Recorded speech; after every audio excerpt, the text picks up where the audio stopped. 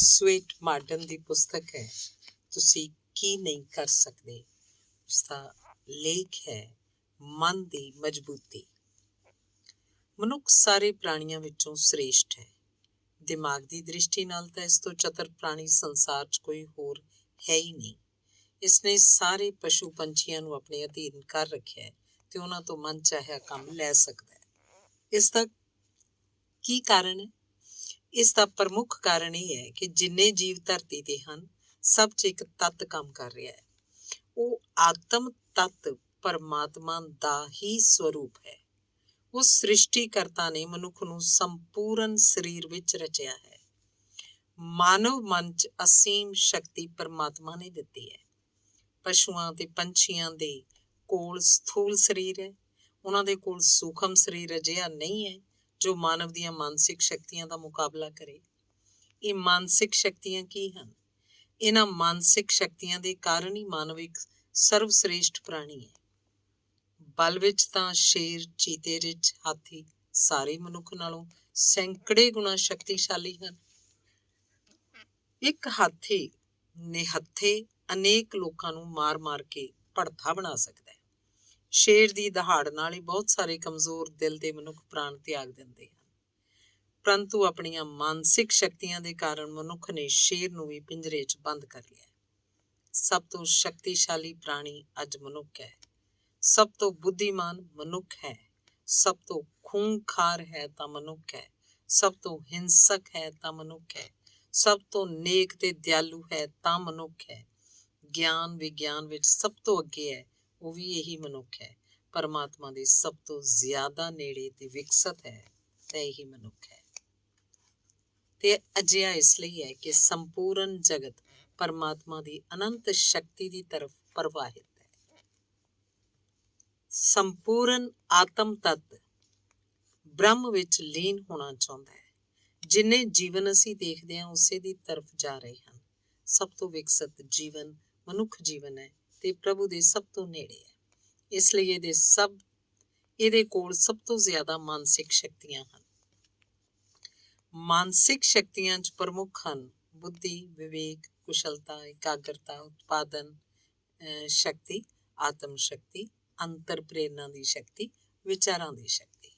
ਜਿਸ ਦੇ ਕੋਲ ਇਹ ਸਾਰੀਆਂ ਸ਼ਕਤੀਆਂ ਹਨ ਉਸ ਦਾ ਮਨ ਸ਼ਕਤੀਸ਼ਾਲੀ ਹੈ।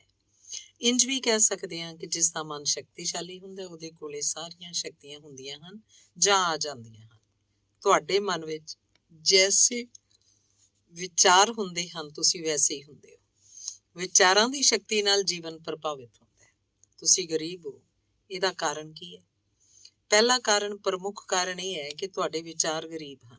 ਤੁਸੀਂ ਮਨ 'ਚ ਵਿਚਾਰ ਗਰੀਬੀ ਦੇ ਰੱਖਦੇ ਹੋ ਤਾਂ ਤੁਸੀਂ ਕਿਵੇਂ ਧਨਵਾਨ ਹੋ ਸਕਦੇ ਹੋ? ਗਰੀਬੀ ਦੇ ਵਿਚਾਰ ਨੇ ਤੁਹਾਡੇ ਮਨ 'ਚ ਜੜ ਜਮਾ ਲਈ ਹੈ ਤਾਂ ਤੁਸੀਂ ਬਿਨਾਂ ਸ਼ੱਕ ਗਰੀਬ ਹੀ ਰਹੋਗੇ। ਇਹ ਨਿਰਧਨਤਾ ਮਾਨਵ ਦੀ ਸੁਭਾਵਕ ਦਸ਼ਾ ਨਹੀਂ ਹੈ। ਇਹਦੀ ਰਚਨਾ ਬੇਵੱਸੀ, ਗਰੀਬੀ ਤੇ ਕਮਜ਼ੋਰੀ ਦੇ ਲਈ ਨਹੀਂ ਹੋਈ ਹੈ। ਇਹ ਪਰਮਾਤਮਾ ਦੀ ਸਰਵਸ਼੍ਰੇਸ਼ਟ ਰਚਨਾ ਹੈ। ਮਨੁੱਖ ਦੇ ਅੰਦਰ ਤਾਂ ਇੱਕ ਇਲਾਹੀ ਸ਼ਕਤੀ ਹੈ। ਉਹ ਤਾਂ ਜੈਸਾ ਚਾਹੇ ਵੈਸਾ ਬਣ ਸਕਦਾ ਹੈ। ਉਹ ਜਦੋਂ ਆਪਣੀਆਂ ਮਾਨਸਿਕ ਸ਼ਕਤੀਆਂ ਤੋਂ ਅਣਜਾਣ ਰਹਿੰਦਾ ਹੈ ਤੇ ਦਰਿਦਰਤਾ ਤੇ ਦਾਸਤਾਂ ਨੂੰ ਸਵੀਕਾਰ ਕਰ ਲੈਂਦਾ ਹੈ ਤੇ ਗਰੀਬ ਤੇ ਕੰਗਾਲ ਹੀ ਬਣਿਆ ਰਹਿੰਦਾ ਹੈ। ਜੇ ਮਾਨਵ ਦਾ ਮਨ ਗਰੀਬੀ ਨੂੰ ਅਸਵੀਕਾਰ ਕਰ ਦੇ, ਆਪਣੀ ਸਥਿਤੀ ਨੂੰ ਬਦਲ ਦੇਣ ਦੇ ਲਈ ਤਤਪਰ ਹੋ ਜਾਏ ਤਾਂ ਉਹ ਹਾਲਾਤ ਨੂੰ ਬਦਲ ਸਕਦਾ ਹੈ। ਮਨ ਕਮਜ਼ੋਰ ਹੋਣ ਦੇ ਕਾਰਨ ਜੇ ਕੋਈ ਵਿਅਕਤੀ ਖੁਦ ਨੂੰ ਦੀਨਹੀਣ, ਪਿਛੜਿਆ, ਕਮਜ਼ੋਰ ਤੇ ਬਦਕਿਸਮਤ ਬਣਦਾ ਹੈ, ਮੰਨਦਾ ਤਾਂ ਅਜਿਹਾ ਹੀ ਰਹਿੰਦਾ ਹੈ। ਕਿਉਂਕਿ ਜੈਸਾ ਮਨ ਰਹੇਗਾ ਵੈਸੇ ਵਿਚਾਰ ਰਹਿਣਗੇ, ਜੈਸੇ ਵਿਚਾਰ ਰਹਿਣਗੇ ਵੈਸੇ ਮਨੁੱਖ ਰਹੇਗਾ। ਤੁਸੀਂ ਧਨਵਾਨ ਬਣਨਾ ਚਾਹੁੰਦੇ ਹੋ? ਮਨ ਦੀਆਂ ਸ਼ਕਤੀਆਂ ਨੂੰ ਪਹਿਚਾਣੋ ਤੇ ਉਹਨਾਂ ਤੋਂ ਇੱਛਾ ਅਨੁਸਾਰ ਕੰਮ ਲਓ। ਆਪਣੀਆਂ ਸ਼ਕਤੀਆਂ ਦਾ ਪ੍ਰਯੋਗ ਕਰਕੇ ਆਪਣੇ ਯਤਨਾਂ ਨਾਲ ਆਪਣੇ ਹਾਲਾਤਾਂ ਨੂੰ ਬਦਲ ਸੁੱਟੋ। ਤੁਸੀਂ ਐਸਾ ਨਿਸ਼ਚਿਤ ਰੂਪ ਵਿੱਚ ਕਰ ਸਕਦੇ ਹੋ। ਇੰਨੀ ਸ਼ਕਤੀ ਤੁਹਾਡੇ ਅੰਦਰ ਛੁਪੀ ਹੈ ਜਿਹਨੂੰ ਤੁਸੀਂ ਪਹਿਚਾਣਿਆ ਨਹੀਂ ਹੈ। ਜੇ ਤੁਹਾਡਾ ਮਨ ਨਿਰਬਲ ਹੈ, ਕਮਜ਼ੋਰ ਹੈ, ਸੰਸ਼ਿਆਂ ਨਾਲ ਭਰਿਆ ਹੈ, ਤੁਹਾਡੇ ਵਿਚਾਰਾਂ 'ਚ ਸਥਿਰਤਾ ਨਹੀਂ ਹੈ ਤਾਂ ਤੁਸੀਂ ਕਿਸੇ ਵੀ ਕੰਮ ਨੂੰ ਸਫਲਤਾਪੂਰਵਕ ਨਹੀਂ ਕਰ ਸਕਦੇ। ਵਿਚਾਰ ਛੋਟੇ ਹਨ ਤਾਂ ਕੰਮ ਵੀ ਛੋਟੇ ਕਰੋਗੇ। ਵਿਚਾਰ ਵੱਡੇ ਹਨ ਤਾਂ ਕੰਮ ਵੀ ਵੱਡੇ ਕਰੋਗੇ। ਮੰਨ ਲਿਆ ਤੁਸੀਂ 2 ਵਕਤ ਦੀ ਰੋਟੀ ਦੀ ਹੀ ਚਿੰਤਾ ਕਰਦੇ ਹੋ ਤਾਂ ਉਹੀ ਮਿਲਦੀ ਰਹੇਗੀ। ਸਾਈਕਲ 'ਚ ਹੀ ਸੰਤੁਸ਼ਟ ਹੈ ਤਾਂ ਉਹੀ ਬਣੀ ਰਹੇਗੀ। ਕਾਰ ਦੀ ਇੱਛਾ ਤੇ ਜ਼ਰੂਰਤ ਮਹਿਸੂਸ ਕਰਦੇ ਹੋ ਤਾਂ ਉਹ ਪ੍ਰਾਪਤ ਕਰ ਲਓਗੇ। ਮਨ ਦੀਆਂ ਇੱਛਾਵਾਂ ਨੂੰ ਦਬਾਉਣ ਵਾਲਾ ਵਿਅਕਤੀ ਵੀ ਮਨ ਨੂੰ ਕਮਜ਼ੋਰ ਕਰਦਾ ਹੈ। ਜੋ ਵਿਅਕਤੀ ਖੁਦ ਮਨ ਨੂੰ ਕਮਜ਼ੋਰ ਬਣਾਉਂਦਾ ਹੈ, ਉਹਦੀਆਂ ਮਾਨਸਿਕ ਸ਼ਕਤੀਆਂ ਦਾ ਵਿਕਾਸ ਨਹੀਂ ਹੋ ਸਕਦਾ। ਮਨ ਨੂੰ ਤਾਂ ਵਸ 'ਚ ਕਰਨਾ ਚਾਹੀਦਾ ਹੈ। ਕਿਸੇ ਦੇ ਕੋਲ ਇੱਕ ਘੋੜਾ ਹੈ, ਉਸ ਘੋੜੇ ਨੂੰ ਅਸ਼ਕਤ ਬਣਾਉਣ ਜਾਂਦਾ, ਦੁਰਬਲ ਤੇ ਹੀਣ ਬਣਾਉਂਦਾ ਜਾਂਦਾ, ਤਾਂ ਉਹਦੇ ਕਿਸ ਕੰਮ ਆਏਗਾ? ਕਮਜ਼ੋਰ ਹੁੰਦੇ ਹੁੰਦੇ ਸਮਾਪਤੀ ਹੋ ਜਾਏਗਾ। ਦੂਸਰਾ ਵਿਅਕਤੀ ਆਪਣੇ ਘੋੜੇ ਨੂੰ ਖੂਬ ਦਾਣਾ ਪਾਣੀ ਦਿੰਦਾ, ਸ਼ਕਤੀਸ਼ਾਲੀ ਬਣਾਉਂਦਾ, ਉਹਨੂੰ ਸਾਧ ਕੇ ਲਗਾਮ ਵਸ 'ਚ ਰੱਖ ਕੇ ਉਹ ਤੋਂ ਖੂਬ ਕੰਮ ਲੈਂਦਾ ਹੈ, ਇੱਛਾ ਅਨੁਸਾਰ ਚਲਾਉਂਦਾ ਹੈ। ਮਨ ਦੀ ਸਥਿਤੀ ਵੀ ਇਹੀ ਹੈ। ਇਹਨੂੰ ਕਮਜ਼ੋਰ ਨਾ ਕਰੋ, ਇਹਨੂੰ ਸ਼ਕਤੀਸ਼ਾਲੀ ਬਣਾ ਕੇ ਵਸ 'ਚ ਕਰੋ। ਤੁਹਾਡਾ ਮਨ ਸ਼ਕਤੀਸ਼ਾਲੀ ਹੋ ਜਾਂਦਾ ਹੈ, ਤੁਹਾਡੇ ਵਸ 'ਚ ਹੋ ਜਾਂਦਾ ਹੈ, ਤਾਂ ਫਿਰ ਤੁਸੀਂ ਕੀ ਨਹੀਂ ਕਰ ਸਕਦੇ। ਫਿਰ ਤੁਸੀਂ ਜੋ ਕੰਮ ਹੱਥ 'ਚ ਲੈ ਲਓਗੇ ਪੂਰਾ ਹੋ ਜਾਏਗਾ। ਜੋ ਵੀ ਬਣਨਾ ਚਾਹੋਗੇ ਬਣ ਜਾਓਗੇ। ਬਹੁਤ ਸਾਰੇ ਲੋਕ ਜੋ ਕਮਜ਼ੋਰ ਮਾਨਸਿਕਤਾ ਦੇ ਹਨ, ਉਹ ਸੋਚਦੇ ਹਨ ਗਰੀਬੀ ਵਿੱਚ ਪੈਦਾ ਹੋਏ ਹਨ, ਇਸ ਲਈ ਸਦਾ ਲਈ ਗਰੀਬ ਹਨ। ਇਹ ਉਹਨਾਂ ਦੀ ਮਾਨਸਿਕਤਾ ਦਾ ਦੋਸ਼ ਹੈ। ਅਜਿਹੇ ਲੋਕ ਇਹ ਵੀ ਸੋਚਣ ਕਿ ਉਹ ਪੈਦਾ ਤਾਂ ਨੰਗੇ, ਭੁੱਖੇ ਤੇ ਅਤਿਅੰਤ ਛੋਟੇ ਜਿਹੇ ਅਸ਼ਕਤ ਬਾਲਕ ਦੇ ਰੂਪ 'ਚ ਹੋਏ ਸਨ। ਅਨਪੜ੍ਹ ਤੇ ਮੂਕ ਜਿਹੇ ਸਨ, ਨਾ ਭਾਸ਼ਾ ਸੀ, ਨਾ ਸ਼ਕਤੀ, ਨਾ ਪ੍ਰਗਟਾਵਾ। ਘੁਟਨਿਆਂ ਦੇ ਬਲ ਚੱਲਣਾ ਹੀ ਸਿੱਖਿਆ, ਤੁਤਲਾ ਕੇ ਬੋਲਣਾ ਸਿੱਖਿਆ ਸੀ, ਪੜ੍ਹਦੇ ਪੜ੍ਹਦੇ ਪੜ੍ਹੇ ਸੀ। ਅਜਿਹਾ ਕਿਵੇਂ ਹੋ ਗਿਆ? ਅਜੇ ਪੈਦਾ ਤਾਂ ਨਹੀਂ ਹੋਏ ਸੀ। ਹੁਣ ਤਾਂ ਤੁਸੀਂ ਸਿੱਖਿਅਤ, ਸਵਸਥ, ਸਮਰੱਥ ਪੁਰਸ਼ ਜਾਂ ਇਸਤਰੀ ਹੋ, ਸਰਵਸ਼੍ਰੇਸ਼ਠ ਪ੍ਰਾਣੀ ਮਨੁੱਖ। ਫਿਰ ਅਜਿਹਾ ਕਿਉਂ ਹੈ? ਇਹ ਤੁਹਾਡੀ ਮਾਨਸਿਕ ਕਮਜ਼ੋਰੀ ਹੈ। ਤੁਸੀਂ ਹੀਣ ਭਾਵਨਾ ਦੇ ਸ਼ਿਕਾਰ ਹੋ, ਤੁਹਾਡੀ ਮਨੋਵਿਰਤੀ ਗਰੀਬ ਹੈ। ਜੇ ਤੁਸੀਂ ਦ੍ਰਿੜ ਇੱਛਾ ਸ਼ਕਤੀ ਦੇ ਨਾਲ ਪ੍ਰਣ ਕਰਕੇ ਉੱਠ ਖੜੋ, ਮਾਨਸਿਕ ਸ਼ਕਤੀਆਂ ਨੂੰ ਪਹਿਚਾਨ ਕੇ ਉਹਨਾਂ ਦਾ ਰੁਖ ਮੋੜ ਦਿਓ, ਤਾਂ ਤੁਸੀਂ ਉਥਲ ਪੁਥਲ ਮਚਾਉਣ 'ਚ ਸਮਰੱਥ ਹੋ। ਜ਼ਰੂਰਤ ਤਾਂ ਮਨ ਦੀ ਸ਼ਕਤੀ ਨੂੰ ਪਹਿਚਾਨਣ ਤੇ ਵਧਾਉਣ ਦੀ ਹੈ। ਵਾਸਤਵ ਵਿੱਚ ਮਨੁੱਖ ਆਪਣੀ ਹੀਣ ਭਾਵਨਾ ਦੇ ਕਾਰਨ ਹੀ ਨਿਰਧਨ ਰਹਿੰਦਾ ਹੈ। ਹੀਣ ਗ੍ਰੰਥੀਆਂ ਦੇ ਵਿਕਾਰ ਹੀ ਉਹਨੂੰ ਨਿਰਧਨਤਾ ਨਾਲ ਚਿਪਕਾਈ ਰੱਖਦੇ ਹਨ। ਜੋ ਖੁਦ ਨੂੰ ਹਰੇਕ ਸਮੇਂ ਨਿਰਧਨ ਹੀ ਕਹਿੰਦਾ ਹੈ ਤੇ ਸਮਝਦਾ ਰਹਿੰਦਾ, ਉਹ ਕਿਵੇਂ ਧਨਵਾਨ ਬਣ ਸਕਦਾ ਹੈ? ਮਨ ਦੀ ਵਿਚਾਰ ਸ਼ਕਤੀ ਅਤਿਅੰਤ ਮਹੱਤਵਪੂਰਨ ਸ਼ਕਤੀ ਹੈ। ਤੁਸੀਂ ਸਮਰਿੱਧੀ ਦੇ ਵਿਚਾਰ ਕਰੋ ਤਾਂ ਆਤਮ ਨਿਰਭਰਤਾ ਤੇ ਆਤਮ ਵਿਸ਼ਵਾਸ ਜਾਗੇਗਾ। ਆਤਮ ਵਿਸ਼ਵਾਸ ਹੀ ਹਰ ਪ੍ਰਕਾਰ ਦੀ ਸੰਪੰਨਤਾ ਦੀ ਇੱਕ ਚਾਬੀ ਹੈ। ਜੋ ਵਿਅਕਤੀ ਹਰ ਸਮੇਂ ਕਿਸਮਤ ਨੂੰ ਹੀ ਕੋਸਦਾ ਰਹਿੰਦਾ ਹੈ, ਉਹ ਨਿਰਧਨਤਾ ਨੂੰ ਸਵੀਕਾਰ ਕਰਦਾ ਰਹਿੰਦਾ ਹੈ। ਉਹਦਾ ਵਿਰੋਧ ਨਹੀਂ ਕਰਦਾ, ਉਹ ਨਿਰਧਨਤਾ ਦਾ ਰੋਣਾ ਰੋਂਦਾ ਰਹਿੰਦਾ ਹੈ। ਉਹਨੂੰ ਭਜਾਉਣ ਦੀ ਕੋਸ਼ਿਸ਼ ਨਹੀਂ ਕਰਦਾ, ਉਹ ਸਦਾ ਨਿਰਧਨ ਹੀ ਰਹੇਗਾ। ਮਨ ਨਿਰਬਲ ਹੈ ਤਾਂ ਸਰੀਰ ਵੀ ਨਿਰਬਲ ਹੋਏਗਾ। ਮਨ ਦੇ ਹਾਰਨ ਨਾਲ ਹਾਰ ਤੇ ਜਿੱਤਣ ਨਾਲ ਜਿੱਤ ਹੀ ਹੁੰਦੀ ਹੈ। ਜੈਸਾ ਮਨੁੱਖ ਮਨ 'ਚ ਸੋਚਦਾ ਹੈ, ਵੈਸਾ ਕੰਮ ਕਰਦਾ ਹੈ ਤੇ ਵੈਸਾ ਹੀ ਫਲ ਪਾਉਂਦਾ ਹੈ। ਸੋ ਮਨ ਵਿੱਚੋਂ ਦਰਿਦਰਤਾ ਦੇ ਵਿਚਾਰ ਕੱਢ ਦਿਓਗੇ ਤਾਂ ਹੀ ਦਰਿਦਰਤਾ ਜਾਏਗੀ। ਦਰਿਦਰਤਾ ਦੇ ਕਾਰਨ ਮਨੁੱਖ ਸਦਾ ਬੇਚੈਨ ਰਹਿੰਦਾ ਹੈ। ਇਸ ਲਈ ਬੇਚੈਨੀ ਦੇ ਕਾਰਨ ਉਹ ਆਪਣੇ ਮਨ 'ਚ ਹਜ਼ਾਰਾਂ ਕਾਲਪਨਿਕ ਕਸ਼ਟਾਂ ਤੇ ਸੰਕਟਾਂ ਨੂੰ ਪੈਦਾ ਕਰ ਲੈਂਦਾ ਹੈ। ਵਰਤਮਾਨ ਵਿੱਚ ਉਹ ਖੁਦ ਨੂੰ ਬੇਸਹਾਰਾ ਸਮਝਦਾ ਹੈ ਤੇ ਭਵਿੱਖ ਨੂੰ ਨਿਸ਼ਚਿਤ ਮੰਨਦਾ ਹੈ। ਇਸ ਨਾਲ ਉਹ ਆਪਣਾ ਸਾਰਾ ਮਾਨਸਿਕ ਤੇ ਸਰੀਰਕ ਸੰਤੁਲਨ ਗੁਆ ਦਿੰਦਾ ਹੈ। ਮਨੁੱਖ ਜਦੋਂ ਆਤਮ ਵਿਸ਼ਵਾਸ ਖੋ ਦਿੰਦਾ ਹੈ ਤਾਂ ਉਹਦੀ ਸਫਲਤਾ ਦੀ ਸਾਰੀ ਯੋਗਤਾ ਵੀ ਉਹਦਾ ਸਾਥ ਛੱਡ ਦਿੰਦੀ ਹੈ। ਉਹਦਾ ਜੀਵਨ ਥੋੜ੍ਹਾਂ ਦੀ ਚੱਕੀ 'ਚ ਪਿਸਣ ਲੱਗਦਾ ਹੈ।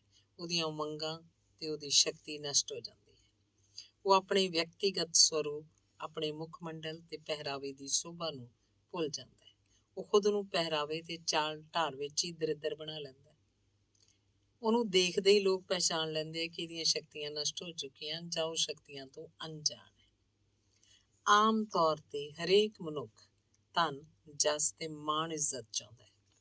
ਉਚਾਈਆਂ ਦੇ ਸਿਖਰ ਉੱਤੇ ਚੜ੍ਹਨਾ ਚਾਹੁੰਦਾ ਹੈ। ਕਿਸੇ ਵੀ ਖੇਤਰ ਵਿੱਚ ਲਗਾਤਾਰ ਅੱਗੇ ਵਧਣਾ ਚਾਹੁੰਦਾ ਹੈ ਤਾਂ ਉਹਦੇ ਉਦੇਸ਼ ਇਹੀ ਹੁੰਦੇ ਹਨ ਕਿ ਉਹ ਅਤੁੱਲ ਧਨ ਰਾਸ਼ੀ ਕਮਾਵੇ, ਉਹਦੇ 'ਚ ਤਰੱਕੀ ਕਰੇ, ਸਮਾਜ 'ਚ ਇੱਜ਼ਤ ਪਾਵੇ, ਦੁਨੀਆ 'ਚ ਉਹਦਾ ਨਾਮ ਹੋਵੇ। ਧਨ, ਜਸ ਤੇ ਮਾਣ ਇੱਜ਼ਤ ਪਾਉਣ ਦੇ ਲਈ ਹਰੇਕ ਮਨੁੱਖ ਅੱਜ ਦੌੜ ਧੁੱਪ ਕਰ ਰਿਹਾ ਹੈ। ਇਹਨਾਂ ਵਿੱਚ ਜ਼ਿਆਦਾਤਰ ਅਜਿਹੇ ਹਨ ਜੋ ਤੰਗ ਦਾਇਰੇ 'ਚ ਹਨ। ਧਨ ਦੀ ਦ੍ਰਿਸ਼ਟੀ 'ਚ ਜੋ ਭਰ ਪੇਟ ਭੋਜਨ ਤੇ ਤਨ ਢੱਕਣ ਦੇ ਲਈ, ਕੱਪੜਾ ਪਾਉਣ ਦੇ ਲਈ ਹੀ ਬੈਲ ਦੀ ਤਰ੍ਹਾਂ ਜੁੜੇ ਰਹਿੰਦੇ ਹਨ। ਜਸ ਆਪਣੇ ਮੁਹੱਲੇ ਤੱਕ ਸੀਮਤ ਮੰਨਦੇ ਹਨ, ਉਸੇ 'ਚ ਸੰਤੁਸ਼ਟ ਹਨ। ਇੱਜ਼ਤ ਆਪਣੇ ਆਸ-ਪਾਸ, ਪੜੋਸ ਤੇ ਬਰਾਦਰੀ ਤੱਕ ਪਾਉਣਾ ਹੀ ਬਹੁਤ ਸਮਝਦੇ ਹਨ। ਅਜਿਹੇ ਲੋਕ ਹੀ ਸੰਸਾਰ 'ਚ ਜ਼ਿਆਦਾ ਹਨ। ਉਹ ਸਾਰੀ ਉਮਰ ਖਾਣ ਕਮਾਉਣ 'ਚ ਲੱਗੇ ਰਹਿੰਦੇ ਤੇ ਫਿਰ ਸੰਸਾਰ ਤੋਂ ਚਲੇ ਜਾਂਦੇ ਹਨ। ਤੁਸੀਂ ਖੁਦ ਨੂੰ ਅਜਿਹਾ ਨਾ ਬਣਾਓ। ਉੱਚਾ ਸੋਚੋ, ਉੱਚਾਈਆਂ ਤੇ ਚੜ੍ਹੋ। ਮਨ ਵਿੱਚ ਉੱਚਾਈਆਂ ਦੀਆਂ ਕਲਪਨਾਵਾਂ ਹਨ। ਮਨ 'ਚ ਛੁਪੀਆਂ ਸ਼ਕਤੀਆਂ ਨੂੰ ਤੁਸੀਂ ਪਹਿਚਾਣਦੇ ਹੋ ਤਾਂ ਕੋਈ ਵੀ ਤੁਹਾਨੂੰ ਉੱਚਾਈਆਂ ਤੇ ਚੜ੍ਹਨ ਤੋਂ ਨਹੀਂ ਰੋਕ ਸਕਦਾ। ਤੁਹਾਡੇ ਮਨ ਦਾ ਜੋ ਸਤਰ ਹੋਏਗਾ, ਸੋਚਣ ਦਾ ਜੋ ਦਾਇਰਾ ਹੋਏਗਾ, ਪ੍ਰਾਪਤੀਆਂ ਵੀ ਉਸੇ ਸਤਰ ਅਤੇ ਦਾਇਰੇ 'ਚ ਹੋਣਗੀਆਂ। ਤੁਸੀਂ ਜਾਣਦੇ ਹੋ ਕਿ ਚੁੰਬਕ ਲੋਹੇ ਨੂੰ ਖਿੱਚਦਾ ਹੈ। ਮਨ ਵਿੱਚ ਚੁੰਬਕੀ ਸ਼ਕਤੀ ਹੈ। ਜੇ ਤੁਸੀਂ ਮਨ 'ਚ ਦ੍ਰਿੜ ਇੱਛਾ ਕਰੋਗੇ ਤੇ ਤੁਹਾਨੂੰ ਇਹ ਦ੍ਰਿੜ ਵਿਸ਼ਵਾਸ ਵੀ ਹੋਏਗਾ ਕਿ ਤੁਸੀਂ ਧੰਨਵਾਨ ਹੋਗੇ ਤਾਂ ਹੋ ਹੀ ਜਾਓਗੇ। ਜੇ ਤੁਹਾਡੇ ਮਨ 'ਚ ਦ੍ਰਿੜ ਇੱਛਾ ਹੈ ਕਿ ਤੁਸੀਂ ਇੱਕ ਪ੍ਰਸਿੱਧ ਵਕਤਾ ਬਣੋਗੇ ਤਾਂ ਅਵਸ਼ ਬਣ ਜਾਓਗੇ। ਤੁਸੀਂ ਇੱਕ ਵਿਸ਼ਵ ਪ੍ਰਸਿੱਧ ਨੇਤਾ ਬਣਨਾ ਚਾਹੁੰਦੇ ਹੋ, ਤੁਹਾਡੇ ਮਨ 'ਚ ਦ੍ਰਿੜ ਇੱਛਾ ਹੈ, ਆਸ਼ਾ ਹੈ, ਵਿਸ਼ਵਾਸ ਵੀ ਹੈ। ਇਹਦੇ ਲਈ ਮਨ, ਕਰਮ ਤੇ ਵਚਨ ਨਾਲ ਯਤਨ ਕਰਨ ਤੇ ਬਣ ਜਾਓਗੇ। ਤੁਹਾਡਾ ਮਨ ਮਜ਼ਬੂਤ ਹੈ। ਤੁਸੀਂ ਚਾਹੁੰਦੇ ਹੋ ਤੁਸੀਂ ਸੰਸਾਰ 'ਚ ਪ੍ਰਸਿੱਧੀ ਪ੍ਰਾਪਤ ਅਧਿਆਤਮਕ ਪੁਰਸ਼ ਬਣਨਾ ਹੈ ਤਾਂ ਜੋ ਮਨੁੱਖ ਨੂੰ ਨੂਤਨ ਸੰਦੇਸ਼ ਦੇਵੇ, ਮਾਨਵ ਦੀਆਂ ਬਿਰਤੀਆਂ ਨੂੰ ਜਗਾ ਦੇਵੇ, ਜੋ ਸੰਸਾਰ 'ਚ ਗਿਆਨ ਦੀ ਰੋਸ਼ਨੀ ਕਰ ਦੇਵੇ, ਤਾਂ ਤੁਹਾਨੂੰ ਦੁਨੀਆ ਦੀ ਕੋਈ ਵੀ ਸ਼ਕਤੀ ਰੋਕ ਨਹੀਂ ਸਕਦੀ। ਤੁਸੀਂ ਅਜਿਹਾ ਹੀ ਕਰ ਸਕਦੇ ਹੋ। ਅਤੇ ਜੇ ਤੁਸੀਂ ਮਨ ਦੇ ਚੁੰਬਕ ਨਾਲ ਨਿਰਧਨਤਾ, ਤੰਗੀ, ਅਪਰਾਧ ਬਿਰਤੀ ਜਾਂ ਪਸ਼ੂਤਾ ਨੂੰ ਹੀ ਖਿੱਚਦੇ ਰਹੋਗੇ ਤਾਂ ਇਹੀ ਤੁਹਾਡੇ ਵੱਲ ਆਉਣਗੀਆਂ। ਤੁਸੀਂ ਆਪਣੇ ਮਨ ਨੂੰ ਵਾਸ਼ਨਾਵਾਂ 'ਚ ਲਿਪਤ ਰੱਖਦੇ ਹੋ, ਸੁੰਦਰ ਇਸਤਰੀਆਂ ਦੇ ਵਿਸ਼ੇ 'ਚ ਸੋਚਦੇ ਹੋ, ਉਹਨਾਂ ਵਿੱਚ ਹੀ ਤੁਹਾਡਾ ਮਨ ਅਟਕਿਆ ਰਹਿੰਦਾ ਹੈ, ਤਾਂ ਨਿਸ਼ਚਿਤ ਰੂਪ ਵਿੱਚ ਤੁਸੀਂ ਉਹਨਾਂ ਦੇ ਲਈ ਹੀ ਯਤਨ ਕਰੋਗੇ ਤੇ ਉਹੀ ਤੁਹਾਨੂੰ ਪ੍ਰਾਪਤ ਹੋਣਗੀਆਂ। ਤੁਸੀਂ ਕਾਮੁਕੀ ਬਣੋਗੇ, ਕਾਮ ਵਾਸ਼ਨਾਵਾਂ ਵਿੱਚ ਲਿਪਤ ਹੀ ਰਹੋਗੇ ਤੇ ਜੀਵਨ ਵਿਲਾਸੀ ਹੀ ਰਹੇਗਾ। ਤੁਹਾਡਾ ਮਨ ਧਾਰਮਿਕ ਹੈ, ਤੁਸੀਂ ਧਰਮ ਦੀਆਂ ਗੱਲਾਂ ਸੋਚਦੇ ਹੋ ਤਾਂ ਨਿਸ਼ਚਿਤ ਰੂਪ ਵਿੱਚ ਤੁਸੀਂ ਧਰਮ ਵਿੱਚ ਹੀ ਰੁਚੀ ਲਓਗੇ। ਧਾਰਮਿਕ ਲੋਕਾਂ ਨੂੰ ਮਿਲੋਗੇ, ਧਰਮ ਸਥਾਨਾਂ ਤੇ ਜਾਓਗੇ, ਬਿਰਤੀਆਂ ਉਸੇ ਧਰਮ ਦੇ ਦਰਸ਼ਨ ਅਨੁਸਾਰ ਰਹਿਣਗੀਆਂ ਜਿਸ ਵਿੱਚ ਆਸਥਾ ਹੈ। ਜਿਸ ਤਰਫ ਤੁਸੀਂ ਜਾਣਾ ਹੁੰਦਾ ਹੈ ਉਸੇ ਦਿਸ਼ਾ ਵਿੱਚ ਆਪਣਾ ਮੁੱਖ ਰੱਖਣਾ ਪੈਂਦਾ ਹੈ। ਅਜਿਹਾ ਕਦੇ ਨਹੀਂ ਹੁੰਦਾ ਕਿ ਤੁਸੀਂ ਜਾਣਾ ਤਾਂ ਪੱਛਮ ਦੀ ਤਰਫ ਹੈ ਤੇ ਮੁੱਖ ਤੁਸੀਂ ਪੂਰਬ ਵੱਲ ਕੀਤਾ ਹੋਵੇ। ਇਹ ਸਧਾਰਨ ਜਿਹਾ ਨਿਯਮ ਹੈ ਕਿ ਮੁੱਖ ਉਸੇ ਤਰਫ ਹੁੰਦਾ ਹੈ ਜਿਸ ਪਾਸੇ ਜਾਣਾ ਹੁੰਦਾ ਹੈ। ਇਸੇ ਪ੍ਰਕਾਰ ਮਨ ਨੂੰ ਉਸੇ ਪਾਸੇ ਲਗਾਉਣਾ ਚਾਹੀਦਾ ਹੈ ਜਿਸ ਪਾਸੇ ਵਧਣਾ ਹੈ। ਜੇ ਮਨ ਲੇਖਕ ਬਣਨਾ ਚਾਹੁੰਦਾ ਹੈ ਤੇ ਤੁਸੀਂ ਬਿਜ਼ਨਸ 'ਚ ਲਗਾਉਂਦੇ ਹੋ ਤਾਂ ਮਾਮੂਲੀ ਸਫਲਤਾ ਮਿਲੇਗੀ। ਤੁਹਾਡਾ ਮਨ ਕਿਤੇ ਰਹੇਗਾ ਤੇ ਤਨ ਕਿਤੇ। ਤੁਹਾਡਾ ਮੂੰਹ ਨਿਰਧਨਤਾ ਦੀ ਤਰਫ ਹੈ ਤਾਂ ਨਿਰਧਨ ਹੀ ਰਹੋਗੇ। ਤੁਹਾਡਾ ਮਨ ਤੰਗੀ ਵਿੱਚ ਹੈ ਤਾਂ ਤੰਗ ਰਹੋਗੇ। ਮਨ ਉਚਾਈਆਂ ਤੇ ਟਿਕਿਆ ਤਾਂ ਤੁਸੀਂ ਉਚਾਈਆਂ ਉੱਤੇ ਜਾ ਖੜੇ ਹੋਗੇ। ਜੇ ਤੁਸੀਂ ਮਨ ਦੇ ਅੰਦਰ ਦੀ ਦਰਿਦਰਤਾ ਜਾਂ ਛੋਟੇਪਣ ਤੇ ਜਿੱਤ ਪਾਉਣ 'ਚ ਸਫਲ ਹੋ ਜਾਂਦੇ ਹੋ ਤਾਂ ਬਾਹਰ ਦੇ ਜੀਵਨ ਵਿੱਚ ਵੀ ਗਰੀਬ ਨਹੀਂ ਰਹਿ ਸਕਦੇ। ਅਸੀਂ ਮਨ 'ਚ ਗਰੀਬੀ ਦੇ ਵਿਚਾਰ ਰੱਖਦੇ ਹਾਂ ਤਾਂ ਸਾਡਾ ਸੰਬੰਧ ਗਰੀਬਾਂ ਤੇ ਗਰੀਬੀ ਦੀਆਂ ਹਾਲਤਾਂ ਨਾਲ ਜੁੜਿਆ ਰਹਿੰਦਾ ਹੈ। ਉਹਨਾਂ ਦੇ ਹੀ ਸੰਪਰਕ 'ਚ ਰਹਿੰਦੇ ਹੋ ਜੋ ਐਸੀਆਂ ਹੀ ਗੱਲਾਂ ਸੋਚਦੇ ਹਨ, ਅਜਿਹਾ ਹੀ ਜੀਵਨ ਬਿਤਾਉਂਦੇ ਹਨ। ਇਸੇ ਕਾਰਨ ਸਾਡੀ ਮਨੋਵਿਰਤੀ ਵੀ ਗਰੀਬੀ ਦੀ ਰਹਿੰਦੀ ਹੈ।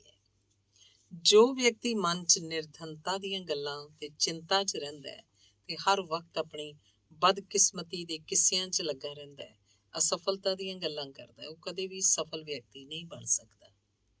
ਧਨ ਦਾ ਭੰਡਾਰ ਤੁਹਾਡੇ ਮਨ ਦੇ ਅੰਦਰ ਹੈ, ਉਹਨੂੰ ਦੇਖਣ ਦਾ ਯਤਨ ਕਰੋ। ਜਸ ਦਾ ਮੰਦਰ ਤੁਹਾਡੇ ਮਨ ਹੈ, ਝਾਕੋ ਤਾਂ ਸਹੀ। ਇੱਜ਼ਤ ਅਤੇ ਪ੍ਰਤਿਸ਼ਠਾ ਤੁਹਾਡੇ ਅੰਦਰ ਹੀ ਹੈ, ਇਹਨਾਂ ਨੂੰ ਪਾਉਣ ਦਾ ਯਤਨ ਕਰੋ।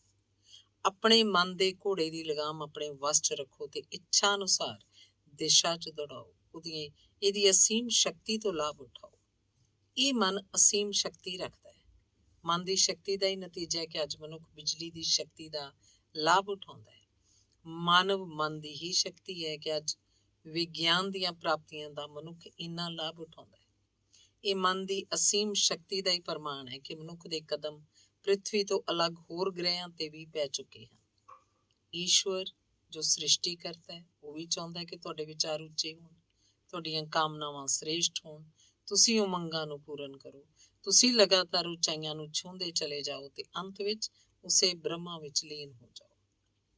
ਤੁਹਾਡਾ ਮਨ ਬਲਵਾਨ ਹੈ, ਤੁਹਾਡੇ ਵੱਸ ਵਿੱਚ ਹੈ ਤਾਂ ਤੁਸੀਂ ਆਪਣੀ ਕਿਸਮਤ ਦਾ ਖੁਦ ਨਿਰਮਾਣ ਕਰ ਸਕਦੇ ਹੋ। ਕਿਸਮਤ ਨਾਮ ਦੀ ਕੋਈ ਐਸੀ ਸ਼ਕਤੀ ਨਹੀਂ ਹੈ ਜੋ ਤੁਹਾਡੇ ਤੋਂ ਬਾਹਰ ਦੀ ਚੀਜ਼ ਹੋ। ਇਹ ਸ੍ਰਿਸ਼ਟੀ, ਇਹ ਪ੍ਰਕਿਰਤੀ ਅਨੰਤ ਹੈ, ਇਹਦੀ ਕੋਈ ਨਾਪ ਤੋਲ ਨਹੀਂ ਹੈ। ਕਿਸੇ ਵੀ ਚੀਜ਼ ਦੀ ਕਮੀ ਸ੍ਰਿਸ਼ਟੀ ਵਿੱਚ ਨਹੀਂ ਹੈ। ਸਮਰਿੱਧੀ ਕਿਸੇ ਇੱਕ ਵਿਅਕਤੀ ਦੀ ਜਾਇਦਾਦ ਨਹੀਂ ਹੈ, ਇਸ ਉੱਤੇ ਕਿਸੇ ਇੱਕ ਦਾ ਅਧਿਕਾਰ ਵੀ ਨਹੀਂ। ਸਭ ਕੁਝ ਇੱਥੋਂ ਹੀ ਲਿਆ ਜਾਂਦਾ ਹੈ, ਇੱਥੇ ਹੀ ਛੱਡ ਦਿੱਤਾ ਜਾਂਦਾ ਹੈ। ਆਪਣੀਆਂ ਸ਼ਕਤੀਆਂ ਦਾ ਵਿਕਾਸ ਜੋ ਜਿੰਨਾ ਕਰ ਲੈਂਦਾ ਹੈ ਓਨਾ ਹੀ ਅੱਗੇ ਵੱਧਦਾ ਹੈ। ਤੁਸੀਂ ਆਪਣੀਆਂ ਸ਼ਕਤੀਆਂ ਦਾ ਵਿਕਾਸ ਕਰੋ। ਈਸ਼ਵਰ ਨਾਲ ਸੰਬੰਧ ਜੋੜ ਕੇ ਜੋ ਮਨੁੱਖ ਅੱਗੇ ਵੱਧਦਾ ਹੈ, ਜਿਸ ਦਾ ਇਹ ਵਿਸ਼ਵਾਸ ਹੈ ਕਿ ਉਹਦਾ ਸੰਬੰਧ ਅਸੀਮ ਅਨੰਤ ਸ਼ਕਤੀ ਦੇ ਸਰੋਤ ਨਾਲ ਹੈ, ਉਹਦੇ ਜੀਵਨ 'ਚ ਆਪਣੇ ਆਪ ਇੱਕ ਸ਼ਕਤੀ ਦਾ ਪ੍ਰਵਾਹ ਹੋ ਜਾਂਦਾ ਹੈ। ਉਸ ਵਿਅਕਤੀ ਨੂੰ ਲਗਾਤਾਰ ਇਹੀ ਅਨੁਭਵ ਹੁੰਦਾ ਹੈ ਕਿ ਸ੍ਰਿਸ਼ਟੀ ਦੀ ਸੰਪੂਰਨ ਸ਼ਕਤੀ ਮੇਰੀ ਆਪਣੀ ਹੈ। ਜੋ ਅਜਿਹਾ ਅਨੁਭਵ ਕਰਨ ਲੱਗਦਾ ਹੈ ਉਹ ਮਹਾਨ ਬਣ ਜਾਂਦਾ ਹੈ। ਫਿਰ ਉਹ ਪ੍ਰਕਿਰਤੀ ਦੇ ਵਿਰੁੱਧ ਸੰਘਰਸ਼ 'ਚ ਇਕੱਲਾ ਨਹੀਂ ਰਹਿੰਦਾ, ਉਹ ਬੇਵਸ ਤੇ ਬੇਆਸਰਾ ਨਹੀਂ ਰਹਿੰਦਾ। ਇਸ ਸ੍ਰਿਸ਼ਟੀ ਨੂੰ ਅਭਿੰਨ ਮੰਨ ਕੇ ਚੱਲਦਾ ਹੈ। ਕੁਦਰਤ ਖੁਦ ਉਹਦੇ ਨਾਲ ਸਹਿਯੋਗ ਕਰਨ ਲੱਗਦੀ ਹੈ। ਉਸ ਵਿੱਚ ਅਜਿਹਾ ਆਤਮ ਵਿਸ਼ਵਾਸ ਪੈਦਾ ਹੋ ਜਾਂਦਾ ਹੈ ਕਿ ਉਹ ਧਨ, ਸੰਪਦਾ, ਸੁੰਦਰਤਾ ਤੇ ਸਫਲਤਾ ਨੂੰ ਪ੍ਰਾਪਤ ਕਰਨ ਦਾ ਹੱਕਦਾਰ ਹੈ। ਉਸਨੂੰ ਇਹ ਸਭ ਮਿਲ ਜਾਂਦਾ ਹੈ ਜੋ ਉਹ ਚਾਹੁੰਦਾ ਹੈ, ਉਹਨੂੰ ਕੋਈ ਰੋਕ ਨਹੀਂ ਸਕਦਾ। ਮਾਨਵ ਦਾ ਦਿਮਾਗ ਅਸੀਮ ਹੈ, ਕੋਈ ਸੀਮਾ ਨਹੀਂ ਹੈ। ਜਦੋਂ ਮਨੁੱਖ ਦਰਖਤਾਂ ਉੱਤੇ ਪੰਛੀਆਂ ਦੀ ਤਰ੍ਹਾਂ ਰਹਿੰਦਾ ਸੀ ਜਾਂ ਘਾਹ ਫੂਸ 'ਚ ਛੁਪਦਾ ਸੀ, ਉਦੋਂ ਸੋਚ ਵੀ ਨਹੀਂ ਸਕਦਾ ਸੀ ਕਿ ਉਹ ਕਦੇ ਇਹ 100 ਮੰਜ਼ਲੀਆਂ ਇਮਾਰਤਾਂ ਬਣਾ ਲਏਗਾ। ਪਹਿਲਾਂ ਲੋਕ ਘਰਾਂ 'ਚ ਰੌਸ਼ਨੀ ਦੇ ਲਈ ਜਾਨਵਰਾਂ ਦੀ ਚਰਬੀ ਜਲਾਉਂਦੇ ਸੀ, ਫਿਰ ਉਸ ਤੋਂ ਪਹਿਲਾਂ ਤਾਂ ਲੱਕੜੀਆਂ ਜਲਾਉਂਦੇ ਸੀ, ਫਿਰ ਬਨਸਪਤੀ ਤੇਲਾਂ, ਮਿੱਟੀ ਦੇ ਤੇਲ ਦੀ ਖੋਜ ਹੋਈ। ਅੱਜ ਬਿਜਲੀ ਤੇ ਪਰਮਾਣੂ ਊਰਜਾ ਦੇ ਸਰੋਤ ਸਾਡੇ ਕੋਲ ਹਨ। ਇਹ ਸਭ ਜ਼ਰੂਰਤ ਅਨੁਸਾਰ ਖੋਜਾਂ ਹੁੰਦੀਆਂ ਚਲੀਆਂ ਗਈਆਂ ਹਨ। ਇਹ ਮਾਨਵ ਮਨ ਦੀਆਂ ਇੱਛਾਵਾਂ ਦੇ ਅਨੁਸਾਰ ਹੋਇਆ ਹੈ। ਪੰਛੀਆਂ ਨੂੰ ਆਕਾਸ਼ 'ਚ ਉੱਡਦੇ ਵੇਖ ਕੇ ਤਾਂ ਮਾਨਵ ਦੀ ਇੱਛਾ ਆਕਾਸ਼ 'ਚ ਉੱਡਣ ਦੀ ਹੋਈ ਸੀ। ਦਿਮਾਗ ਦੀ ਸ਼ਕਤੀ ਦੇ ਪ੍ਰਯੋਗ ਨਾਲ ਹੀ ਮਨੁੱਖ ਪ੍ਰਕਿਰਤੀ ਦੇ ਅਮੁੱਕ ਭੰਡਾਰੇ 'ਚੋਂ ਆਪਣੇ ਲਈ ਜ਼ਰੂਰੀ ਪਦਾਰਥਾਂ ਨੂੰ ਪ੍ਰਾਪਤ ਕਰਦਾ ਹੈ। ਜਿਨ੍ਹਾਂ ਦੇ ਮਨ ਦਾ ਹਰੇਕ ਅੰਸ਼ ਸੰਦੇਹ, ਭੈ ਤੇ ਚਿੰਤਾ ਨਾਲ ਗ੍ਰਸਤ ਹੈ, ਉਹਦੇ ਲਈ ਕਿਸੇ ਵਿਸ਼ਾਲ ਸਫਲਤਾ ਨੂੰ ਪ੍ਰਾਪਤ ਕਰਨਾ ਅਸੰਭਵ ਹੈ। ਉਹ ਆਪਣੀਆਂ ਸੰਪੰਨਤਾਵਾਂ ਦੀਆਂ ਭਾਵਨਾਵਾਂ ਦੇ ਦਰਵਾਜ਼ੇ ਹੀ ਬੰਦ ਕਰ ਲੈਂਦੇ ਹਨ। ਦਬੇ ਕੁਚਲੇ, ਦੇਨਹੀਣ, ਭੈ-ਭੀਤ, ਨਿਰਾਸ਼ਾਵਾਦੀ ਮਨ ਕਦੇ ਉੱਨਤੀਸ਼ੀਲ ਨਹੀਂ ਹੋ ਸਕਦੇ। ਜੋ ਮਨ ਡਰਦਾ ਹੈ, ਸੰਸ਼ੇ ਕਰਦਾ ਹੈ, ਉਹ ਆਪਣੀਆਂ ਸ਼ਕਤੀਆਂ ਨੂੰ ਕਮਜ਼ੋਰ ਕਰ ਲੈਂਦਾ ਹੈ। ਉਹ ਰਚਨਾਤਮਕ ਨਹੀਂ ਰਹਿੰਦਾ। ਜਦੋਂ ਤੱਕ ਮਨ 'ਚ ਸੰਦੇਹ ਭਰੇ ਹੁੰਦੇ ਹਨ, ਉਦੋਂ ਤੱਕ ਉਹ ਧਨਵਾਨ ਹੋਣਾ ਚਾਹ ਕੇ ਵੀ ਗਰੀਬ ਹੀ ਰਹਿੰਦਾ ਹੈ। ਇਸ ਦੇ ਉਲਟ ਜਦੋਂ ਉਹਨੂੰ ਆਪਣੇ ਉੱਪਰ ਭਰੋਸਾ ਹੋ ਜਾਂਦਾ ਹੈ, ਜਦੋਂ ਉਹਦੇ ਮਨ ਵਿੱਚ ਆਤਮ ਵਿਸ਼ਵਾਸ ਦਾ ਭਾਵ ਪੈਦਾ ਹੋ ਜਾਂਦਾ ਹੈ, ਤਾਂ ਉਹ ਅਣਥੱਕ ਮਿਹਨਤ ਕਰਦਾ ਹੈ। ਨਤੀਜਾ ਇਹ ਹੁੰਦਾ ਹੈ ਕਿ ਅਪਾਰ ਧਨ ਸੰਪਦਾ, ਐਸ਼ੋ ਇਸ਼ਰਤ ਤੇ ਜਸ ਦਾ ਸੁਆਮੀ ਬਣ ਜਾਂਦਾ ਹੈ। ਮਨ 'ਚ ਭਰਿਆ ਹੋਇਆ ਸੰਦੇਹ ਤੇ ਅਸ਼ੰਕਾ ਹੀ ਮਾਨਵ ਨੂੰ ਕੰਗਾਲ, ਦੁਖੀ ਤੇ ਪਰੇਸ਼ਾਨ ਰੱਖਦਾ ਹੈ। ਜੇ ਤੁਹਾਡਾ ਮਨ ਮਜ਼ਬੂਤ ਹੈ, ਉਹਨੂੰ ਤੁਸੀਂ ਕਿਸੇ ਪਦਾਰਥ ਉੱਤੇ ਇਕਾਗਰ ਕਰਦੇ ਹੋ, ਉਹਨੂੰ ਹੀ ਪ੍ਰਾਪਤ ਕਰਦੇ ਹੋ। ਤੁਸੀਂ ਜੋ ਕੁਝ ਵੀ ਕੰਮ ਕਰਦੇ ਹੋ, ਤੁਹਾਡੀ ਸਥਿਤੀ, ਦਸ਼ਾ, ਹਾਲਾਤ, ਕਿਸਮਤ ਸਭ ਉਹਦੇ ਅਨੁਸਾਰ ਬਣਦੀ ਹੈ। ਅਸੀਂ ਜੀਵਨ ਦੀਆਂ ਤਮਾਮ ਸ਼ਕਤੀਆਂ ਨੂੰ ਜਿਸ ਲਕਸ਼ ਦੇ ਲਈ ਕੇਂਦਰਿਤ ਕਰਦੇ ਹਾਂ, ਉਸੇ ਲਕਸ਼ ਦੀ ਪ੍ਰਾਪਤੀ ਹੁੰਦੀ ਹੈ। ਜੇ ਮਨ ਨੂੰ ਤੁਸੀਂ ਕਿਸੇ ਵਪਾਰ 'ਚ ਕੇਂਦਰਿਤ ਰੱਖਦੇ ਹੋ ਤਾਂ ਵਪਾਰੀ ਬਣੋਗੇ।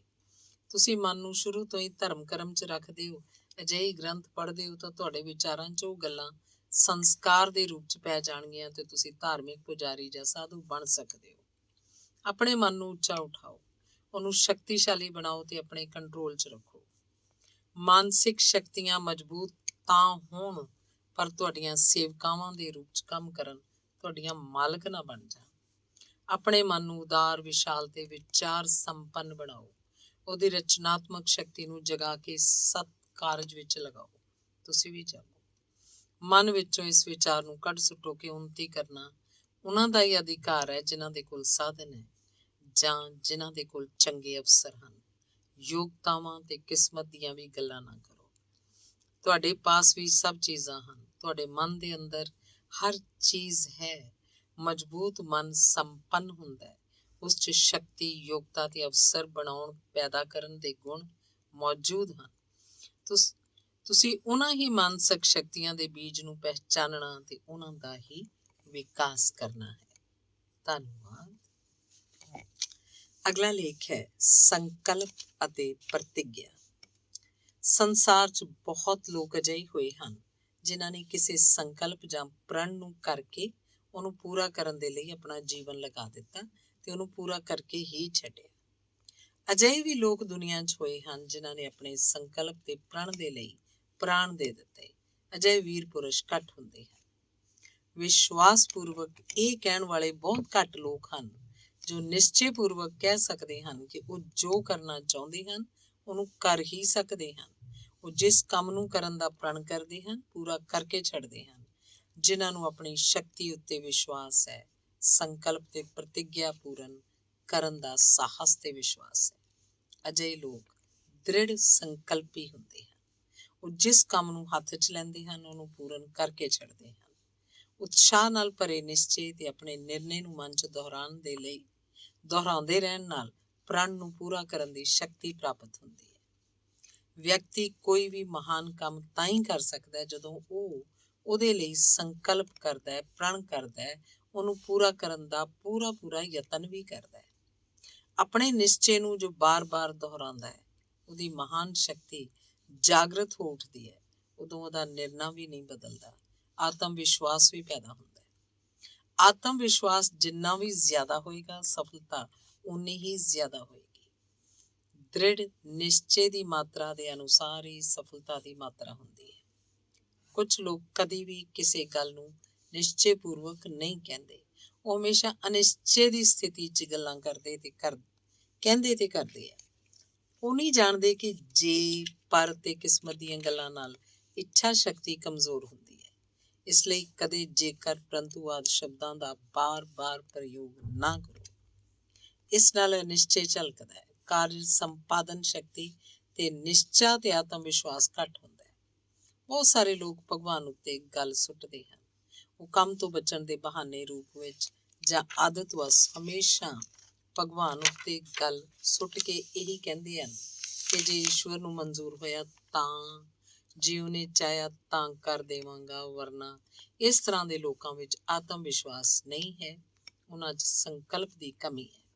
ਅਜਿਹੇ ਲੋਕਾਂ ਦਾ ਤਰਕ ਖੋਖਲਾ ਹੈ। ਉਹਨਾਂ ਦੇ ਇਸ ਪ੍ਰਕਾਰ ਦੇ ਵਚਨ ਅਣਉਚਿਤ ਹਨ ਤੇ ਉਹਨਾਂ ਦੇ ਆਤਮ ਵਿਸ਼ਵਾਸ, ਇੱਛਾ ਸ਼ਕਤੀ, ਸੰਕਲਪ ਤੇ ਨਿਸ਼ਚੇ ਨੂੰ ਕਮਜ਼ੋਰ ਕਰਦੇ ਹਨ। ਸੋ ਸ਼ਾਇਦ ਤੇ ਕੋਸ਼ਿਸ਼ ਕਰਾਂਗਾ ਜੇ ਸ਼ਬਦਾਂ ਦਾ ਵੀ ਪ੍ਰਯੋਗ ਘੱਟ ਕਰੋ। ਤੁਸੀਂ ਉਸ ਪਰਮ ਪਿਤਾ ਪਰਮੇਸ਼ਰ ਦੇ ਅੰਸ਼ ਹੋ ਜਾਂ ਸ੍ਰਿਸ਼ਟੀ ਦਾ ਕਰਤਾ, ਰਚਨਾਕਾਰ ਹੈ, ਜਿਨੇ ਤੁਹਾਨੂੰ ਸੰਪੂਰਨ ਤੇ ਸ੍ਰੇਸ਼ਟ ਬਣਾਇਆ।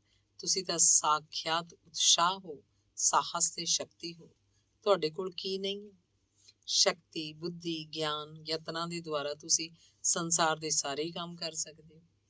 ਜੋ ਈਸ਼ਵਰ ਸ੍ਰਿਸ਼ਟੀ ਦੀਆਂ ਅਸੀਮ ਧਨ ਸੰਪਦਾਵਾਂ ਦਾ ਰਚਨਹਾਰਾ ਹੈ, ਜੋ ਸਾਖਿਅਤਾ, ਬਲ, ਉਤਸ਼ਾਹ, ਸਾਹਸ ਤੇ ਗਿਆਨ ਹੈ, ਉਹਦੀ ਇੱਛਾ ਤਾਂ ਇਹੀ ਹੈ ਕਿ ਮਾਨਵ ਮਹਾਨ ਤੋਂ ਮਹਾਨ ਕੰਮ ਕਰਕੇ ਇਸ ਸ੍ਰਿਸ਼ਟੀ ਨੂੰ ਹੋਰ ਸੁੰਦਰ ਬਣਾਏ।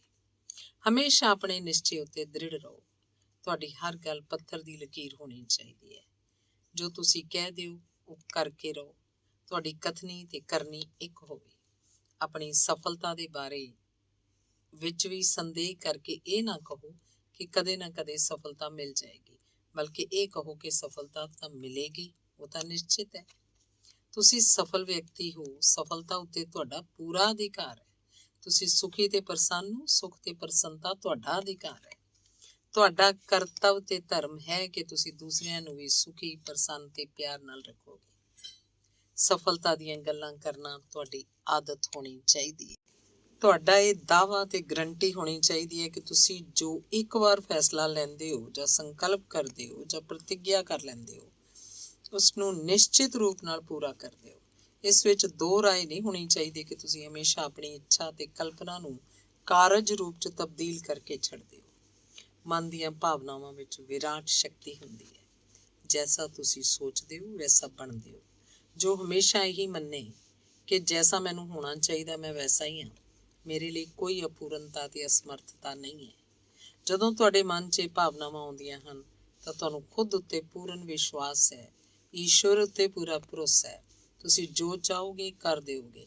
ਇਸ ਨਾਲ ਤੁਹਾਡੀ ਕਾਰਜ ਸ਼ਕਤੀ 'ਚ ਵੀ ਵਾਧਾ ਹੁੰਦਾ ਹੈ, ਉਤਸ਼ਾਹ ਵੀ ਵੱਧਦਾ ਹੈ। ਅਨਿਸ਼ਚੇ ਨਿਰਾਸ਼ਾ ਨੂੰ ਜਨਮ ਦਿੰਦਾ ਹੈ। ਸੋ ਜਦੋਂ ਤੁਸੀਂ ਕੋਈ ਕੰਮ ਕਰਨਾ ਚਾਹੁੰਦੇ ਹੋ ਤਾਂ ਪ੍ਰਤਿਗਿਆ ਕਰੋ ਕਿ ਤੁਸੀਂ ਉਹਨੂੰ ਕਰਕੇ ਰਹੋਗੇ।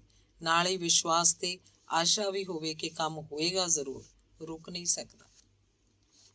ਸੰਕਲਪ ਵਿੱਚ ਬੜੀ ਸ਼ਕਤੀ ਹੈ। ਆਤਮ ਵਿਸ਼ਵਾਸ ਨੂੰ ਤਾਂ ਸੰਸਾਰ 'ਚ ਅਦਭੁਤ ਸ਼ਕਤੀ ਕਿਹਾ ਗਿਆ ਹੈ।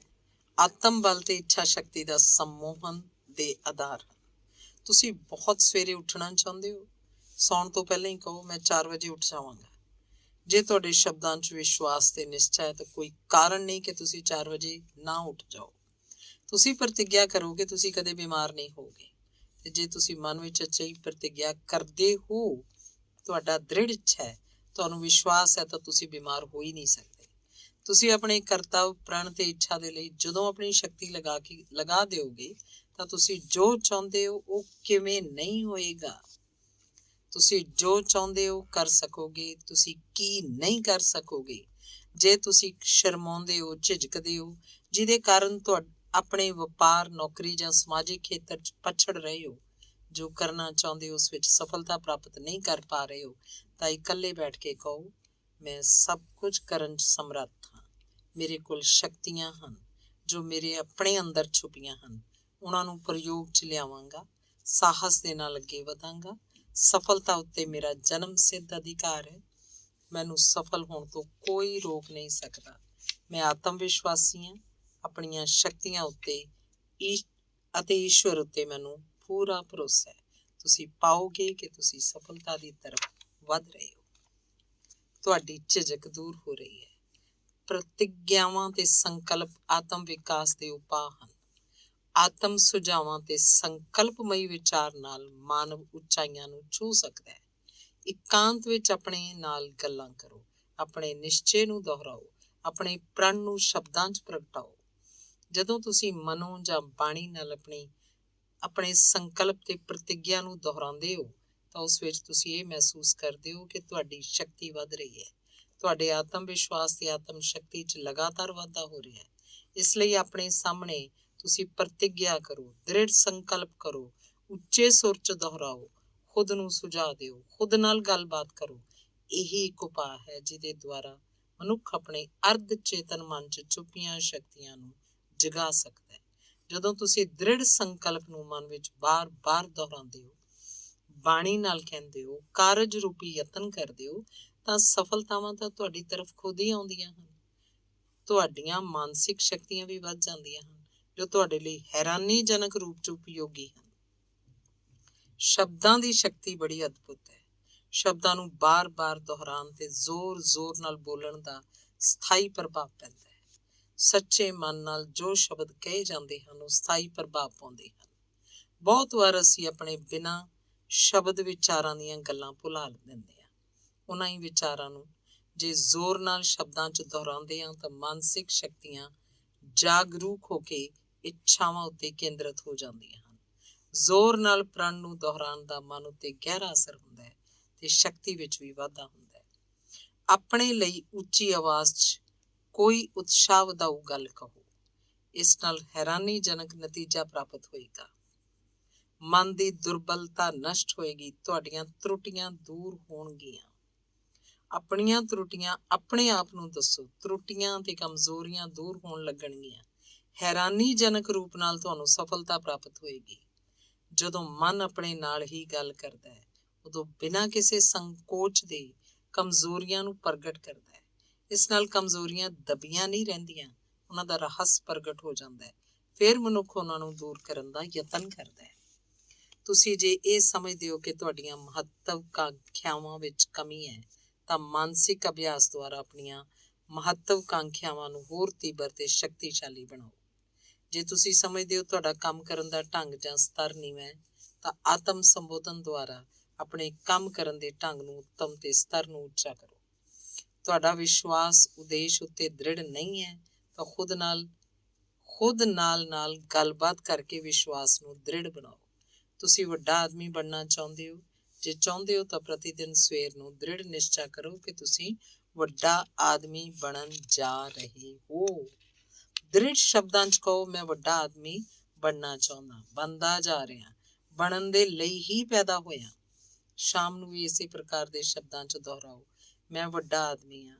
ਅੱਜ ਮੈਂ ਜੋ ਭੁੱਲਾਂ ਕੀਤੀਆਂ ਹਨ ਉਹ ਮੇਰੇ ਲਈ ਠੀਕ ਨਹੀਂ ਸਨ, ਕਿਉਂਕਿ ਵੱਡੇ ਆਦਮੀ ਅਜਿਹੀ ਭੁੱਲ ਨਹੀਂ ਕਰਦੇ। ਹੁਣ ਮੈਂ ਸਧਾਰਨ ਵਿਅਕਤੀ ਨਹੀਂ ਹਾਂ। ਅਜਿਹੀਆਂ ਗਲਤੀਆਂ ਤਾਂ ਸਧਾਰਨ ਵਿਅਕਤੀ ਕਰਦੇ ਹਨ। ਮਹਾਨ ਲੋਕ ਅਜਿਹੀਆਂ ਗਲਤੀਆਂ ਨਹੀਂ ਕਰ ਸਕਦੇ ਜੋ ਮੈਂ ਅੱਜ ਕੀਤੀਆਂ ਹਨ, ਜਦ ਕਿ ਮੈਂ ਵੀ ਮਹਾਨ ਬਣਦਾ ਜਾ ਰਿਹਾ ਹਾਂ। ਅੱਗੇ ਨੂੰ ਬਿਲਕੁਲ ਨਹੀਂ ਕਰਾਂਗਾ। ਤੁਹਾਡੇ ਵਿੱਚ ਜੇ ਇਹ ਕਮੀ ਹੈ ਕਿ ਤੁਸੀਂ ਦੇਰ 'ਚ ਨਿਰਣਾ ਲੈਂਦੇ ਹੋ ਜਾਂ ਤੁਸੀਂ ਆਲਸ ਦੇ ਕਾਰਨ ਕੰਮ ਨੂੰ ਕੱਲ੍ਹ ਉੱਤੇ ਟਾਲਦੇ ਹੋ, ਇਹ ਦੋਨੋਂ ਹੀ ਆਦਤਾਂ ਬੁਰੀਆਂ ਹਨ। ਸਫਲਤਾ ਦੇ ਲਈ ਇਹ ਬੁਰਾਈਆਂ ਹਨ, ਮਾਰਗ ਵਿੱਚ ਰੋੜਾ ਹਨ।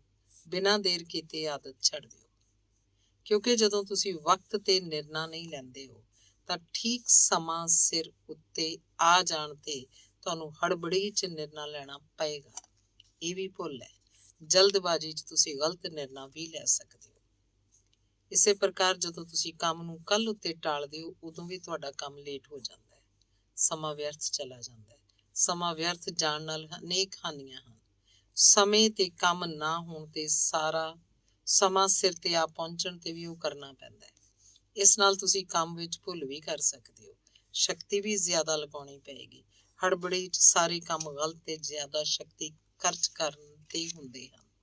ਇਸ ਲਈ ਤੁਸੀਂ ਇਸ ਆਦਤ ਨੂੰ ਛੱਡ ਦਿਓ। ਆਪਣੀ ਭੁੱਲ ਨੂੰ ਰਾਤ ਦੇ ਸਮੇਂ ਆਪਣੇ ਆਪ ਨੂੰ ਕਹੋ ਤੇ ਦ੍ਰਿੜ ਸ਼ਬਦਾਂ 'ਚ ਪ੍ਰਤਿੱਗਿਆ ਕਰੋ ਕਿ ਹੁਣ ਤੁਸੀਂ ਇਸ ਗਲਤੀ ਨੂੰ ਨਹੀਂ ਕਰਿਆ ਕਰੋਗੇ। ਭੁੱਲ ਕੋਈ ਵੀ ਹੋਵੇ, ਭੁੱਲ ਤਾਂ ਹੈ ਹੀ। ਹਰ ਭੁੱਲ ਤੁਹਾਡੀ ਉੱਨਤੀ ਚੜਚਣ ਹੁੰਦੀ ਹੈ। ਜਦੋਂ ਤੁਸੀਂ ਆਪਣੀਆਂ ਭੁੱਲਾਂ ਨੂੰ ਆਪਣੇ ਸਾਹਮਣੇ ਕਹਿ ਕੇ ਉਹਨਾਂ ਨੂੰ ਦੂਰ ਕਰਨ ਦਾ ਪ੍ਰਣ ਕਰਦੇ ਹੋ, ਸੰਕਲਪ ਦੁਹਰਾਉਂਦੇ ਹੋ, ਤਾਂ ਉਹ ਭੁੱਲ ਆਪਣੇ ਆਪ ਦੂਰ ਹੋ ਜਾਂਦੀ ਹੈ। ਤੁਸੀਂ ਸਮੇਂ ਦਾ ਪਾਲਣ ਨਹੀਂ ਕਰਦੇ, ਕ੍ਰੋਧ ਆਉਂਦਾ ਹੈ, ਜਲਦੀ ਭੜਕ ਜਾਂਦੇ ਹੋ, ਕਿਸੇ ਦੇ ਨਾਲ ਗਲਤ ਵਿਹਾਰ ਕਰਦੇ ਹੋ, ਉਦੋਂ ਤੁਹਾਡਾ ਮਨ ਕਮਜ਼ੋਰ ਹੋ ਜਾਂਦਾ ਹੈ। ਮਨ ਦੀ ਇਸ ਦੁਰਬਲਤਾ ਨੂੰ ਦੂਰ ਕਰੋ। ਇਹਦੇ ਲਈ ਦਿਨ ਭਰ 'ਚ ਕੀਤੀਆਂ ਹੋਈਆਂ ਅਜਿਹੀਆਂ ਭੁੱਲਾਂ ਰਾਤ ਨੂੰ ਵਿਚਾਰ ਕਰਕੇ ਭਵਿੱਖ 'ਚ ਨਾ ਕਰਨ ਦਾ ਦ੍ਰਿੜ ਨਿਸ਼ਚਾ ਕਰੋ। ਦ੍ਰਿੜ ਸ਼ਬਦਾਂ 'ਚ ਸੰਕਲਪ ਕਰੋ। ਜਦੋਂ ਤੁਸੀਂ ਖੁਦ ਨੂੰ ਸੁਣਾ ਕੇ ਦ੍ਰਿੜ ਸੰਕਲਪ ਕਰਦੇ ਹੋ ਜਾਂ ਦੁਹਰਾਉਂਦੇ ਹੋ ਤਾਂ ਤੁਸੀਂ ਆਪਣੇ ਸ੍ਰੇਸ਼ਟ, ਉੱਚ ਤੇ ਇਲਾਹੀ ਸਵਰੂਪ ਨੂੰ ਪ੍ਰਗਟ ਕਰਦੇ ਹੋ। ਉਦੋਂ ਤੁਸੀਂ ਸਾਖਿਆਤ ਉਸ ਆਦਰਸ਼ ਨੂੰ ਦੇਖਦੇ ਹੋ ਜੋ ਤੁਸੀਂ ਬਣਨਾ ਚਾਹੁੰਦੇ ਹੋ। ਸਫਲਤਾ ਦੇ ਲਈ ਆਤਮ ਸੰਬੋਧਨ ਸਭ ਤੋਂ ਸਰਲ ਤੇ ਉੱਤਮ ਉਪਾਅ ਹੈ। ਤੁਸੀਂ ਸਵੇਰੇ ਉੱਠਦੇ ਹੋ? ਨਹੀਂ ਉੱਠਦੇ ਹੋ ਤਾਂ ਉੱਠੋ। ਇਹਦੇ ਲਈ ਸੌਂਦੇ ਸਮੇਂ ਤੁਸੀਂ ਸੰਕਲਪ ਲੈ ਸਕਦੇ ਹੋ ਕਿ ਤੁਸੀਂ ਇੰਨੇ ਵਜੇ ਉੱਠ ਜਾਣਾ ਹੈ। ਸਵੇਰੇ ਉੱਠ ਕੇ ਸ਼ੁੱਧ ਹਵਾ 'ਚ ਟਹਿਲਣ ਜਾਓ। ਇਕਾਂਤ ਸਥਾਨ 'ਚ ਆਪਣੇ ਆਪ ਨੂੰ ਕਹੋ, ਮੈਂ ਹਰੇਕ ਹਾਲਾਤ ਦਾ ਮੁਕਾਬਲਾ ਸ਼ਾਂਤ ਮਨ ਨਾਲ, ਬੁੱਧੀ ਤੇ ਵਿਵੇਕ ਨਾਲ ਕਰਾਂਗਾ। ਹੁਣ ਮੈਨੂੰ ਕ੍ਰੋਧ ਨਹੀਂ ਆਏਗਾ। ਮੈਂ ਅੱਗੇ ਵਧ ਰਿਹਾ, ਲਗਾਤਾਰ ਵੱਧਦਾ ਰਹਾਂਗਾ। ਅੱਜ ਚਾਹੇ ਜੋ ਕੁਝ ਵੀ ਹੋਇਆ, ਭਵਿੱਖ 'ਚ ਮੇਰੇ ਮਨ 'ਚ ਕ੍ਰੋਧ, ਦੁਰਬਲਤਾਵਾਂ, ਚਿੰਤਾਵਾਂ, ਸਵਾਰਥ ਤੇ ਹੀਣਤਾ ਦੇ ਭਾਵ ਨਹੀਂ ਆ ਪਾਉਣਗੇ। ਮੈਂ ਸੱਜਣ ਹਾਂ, ਮੈਂ ਉੱਚਾ ਹਾਂ ਤੇ ਅਜਿਹਾ ਹੀ ਬਣਦੇ ਜਾਣਾ ਹੈ। ਇਸ ਪ੍ਰਤਿੱਗਿਆ ਤੇ ਸੰਕਲਪ ਨਾਲ ਤੁਹਾਡੀ ਆਤਮ ਸ਼ਕਤੀ ਵੱਧਦੀ ਹੈ, ਆਤਮ ਸੁਧਾਰ ਹੋਏਗਾ, ਤੁਸੀਂ ਹੋਰ ਅੱਗੇ ਵਧੋਗੇ। ਤੁਹਾਡੀ ਦਿਨ ਦੁੱਗਣੀ ਰਾਤ ਚੌਗਣੀ ਉੱਨਤੀ ਹੁੰਦੀ ਚਲੀ ਜਾਏਗੀ। ਇਹਨਾਂ ਵਿਧੀਆਂ ਨਾਲ ਤੁਸੀਂ ਖੁਦ ਹੀ ਆਪਣੀ ਸਹਾਇਤਾ ਕਰ ਸਕਦੇ ਹੋ, ਆਸ ਨਾਲੋਂ ਵੱਧ ਲਾਭ ਪ੍ਰਾਪਤ ਕਰ ਸਕਦੇ ਹੋ। ਤੁਹਾਨੂੰ ਆਤਮ ਸੰਬੋਧਨ ਦਾ ਅਵਸਰ ਪ੍ਰਾਪਤ ਕਰ ਲੈਣਾ ਚਾਹੀਦਾ ਹੈ ਤੇ ਜਦੋਂ ਵੀ ਅਵਸਰ ਮਿਲੇ ਉਹਨੂੰ ਕੰਮ 'ਚ ਲਿਆਓ। ਆਪਣੇ ਨਿਸ਼ਚੇ, ਸੰਕਲਪ ਤੇ ਪ੍ਰਣ ਨੂੰ ਦੁਹਰਾਓ। ਜੀਵਨ ਦੇ ਹਰ ਖੇਤਰ 'ਚ ਤੁਹਾਨੂੰ ਲਾਭ ਹੋਏਗਾ। ਮੰਨ ਲਿਆ ਤੁਸੀਂ ਅਸਵਸਥ ਰਹਿੰਦੇ ਹੋ, ਤਾਂ ਵੀ ਇਹ ਤੁਹਾਡੇ ਕੰਮ ਦੀ ਚੀਜ਼ ਹੈ। ਤਾਂ ਵੀ ਤੁਸੀਂ ਇਸ ਆਤਮ ਸੰਬੋਧਨ ਨਿਸ਼ਚੇ ਤੇ ਸੰਕਲਪ ਦੇ ਦੁਆਰਾ ਸਵਾਸਥ ਲਾਭ ਪ੍ਰਾਪਤ ਕਰ ਸਕਦੇ ਹੋ। ਇੱਕ ਅਚੂਕ ਔਸ਼ਧੀ ਦਾ ਕੰਮ ਦੇਗੀ। ਤੁਸੀਂ ਆਪਣੇ ਆਪ ਨੂੰ ਸਵੇਰੇ ਸ਼ੁੱਧ ਹਵਾ 'ਚ ਖੁੱਲ੍ਹੇ ਇਕਾਂਤ 'ਚ ਬੈਠ ਕੇ ਕਹੋ, ਮੈਂ ਹੁਣ ਸਦਾ ਤੰਦਰੁਸਤ ਰਹਾਂਗਾ, ਮੈਂ ਠੀਕ ਹੁੰਦਾ ਜਾ ਰਿਹਾ ਹਾਂ, ਮੇਰੀ ਸਿਹਤ 'ਚ ਲਗਾਤਾਰ ਸੁਧਾਰ ਹੋ ਰਿਹਾ ਹੈ, ਸ਼ਕਤੀਆਂ ਵੱਧਦੀਆਂ ਜਾ ਰਹੀਆਂ ਹਨ। ਹਰੇਕ ਮਨੁੱਖ ਵਿੱਚ ਕੋਈ ਨਾ ਕੋਈ ਅਜਿਹੀ ਆਦਤ ਅਵੱਸ਼ ਹੁੰਦੀ ਹੈ ਜੋ ਉਹਨੂੰ ਪ੍ਰਗਤੀ ਦੀ ਦੌੜ 'ਚ ਅੱਗੇ ਨਹੀਂ ਵਧਣ ਦੇ ਰਹੀ। ਤੁਸੀਂ ਆਪਣੀ ਇੱਛਾ ਦੇ ਅਨੁਕੂਲ ਸਫਲ ਨਹੀਂ ਹੋ ਰਹੇ। ਇਸ ਆਦਤ ਨੂੰ ਛੱਡਣ ਦਾ ਉਪਾਅ ਆਤਮ ਸੰਬੋਧਨ ਹੈ।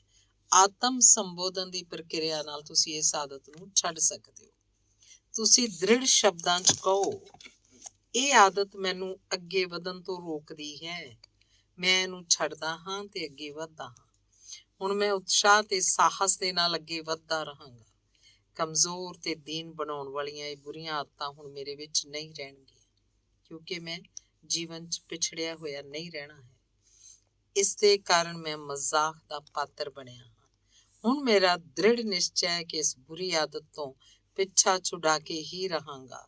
ਮੈਂ ਹਰ ਪ੍ਰਕਾਰ ਨਾਲ ਉੱਨਤੀ ਹੀ ਕਰਦੇ ਜਾਣਾ ਹੈ। ਤੁਹਾਡੇ ਵਿੱਚ ਕੋਈ ਵੀ ਦੁਰਗੁਣ ਹੋਵੇ, ਜਿਵੇਂ ਦੁਰਾਚਾਰ, ਝੂਠ ਬੋਲਣਾ, ਕ੍ਰੋਧ ਕਰਨਾ, ਛਲ, ਕਪਟ, ਹਿੰਸਾ, ਦਵੇਸ਼, ਸਵਾਰਥ ਤੇ ਈਰਖਾ, ਸਾਰੇ ਆਤਮ ਸੰਬੋਧਨ ਦੇ ਦੁਆਰਾ ਠੀਕ ਕੀਤੇ ਜਾ ਸਕਦੇ ਹਨ।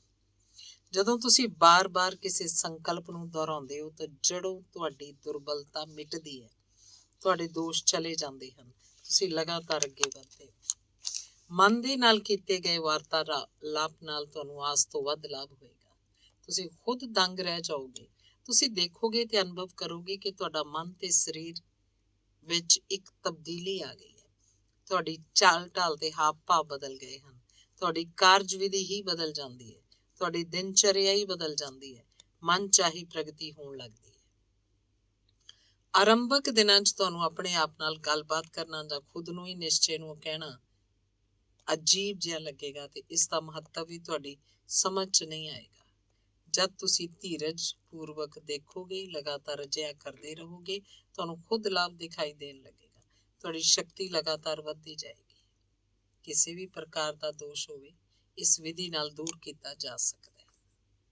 ਮੰਨ ਲਿਆ ਤੁਸੀਂ ਬਣਨਾ ਤਾਂ ਚਾਹੁੰਦੇ ਹੋ ਨੇਤਾ, ਅਭਿਨੇਤਾ ਜਾਂ ਪ੍ਰਚਾਰਕ, ਤੇ ਤੁਹਾਡਾ ਸੁਭਾਅ ਹੈ ਦਬੂ, ਚੈਂਪੂ ਜਾਂ ਸ਼ਰਮੀਲਾ, ਤੇ ਤੁਸੀਂ ਕਿਤੇ ਵੀ ਇਕੱਠ ਦੇ ਸਾਹਮਣੇ ਸਟੇਜ ਉੱਤੇ ਬੋਲ ਨਹੀਂ ਸਕਦੇ। ਤੁਸੀਂ ਇਸ ਵਿਧੀ ਨਾਲ ਇਸ ਕਮੀ ਨੂੰ ਵੀ ਦੂਰ ਕਰ ਸਕਦੇ ਹੋ।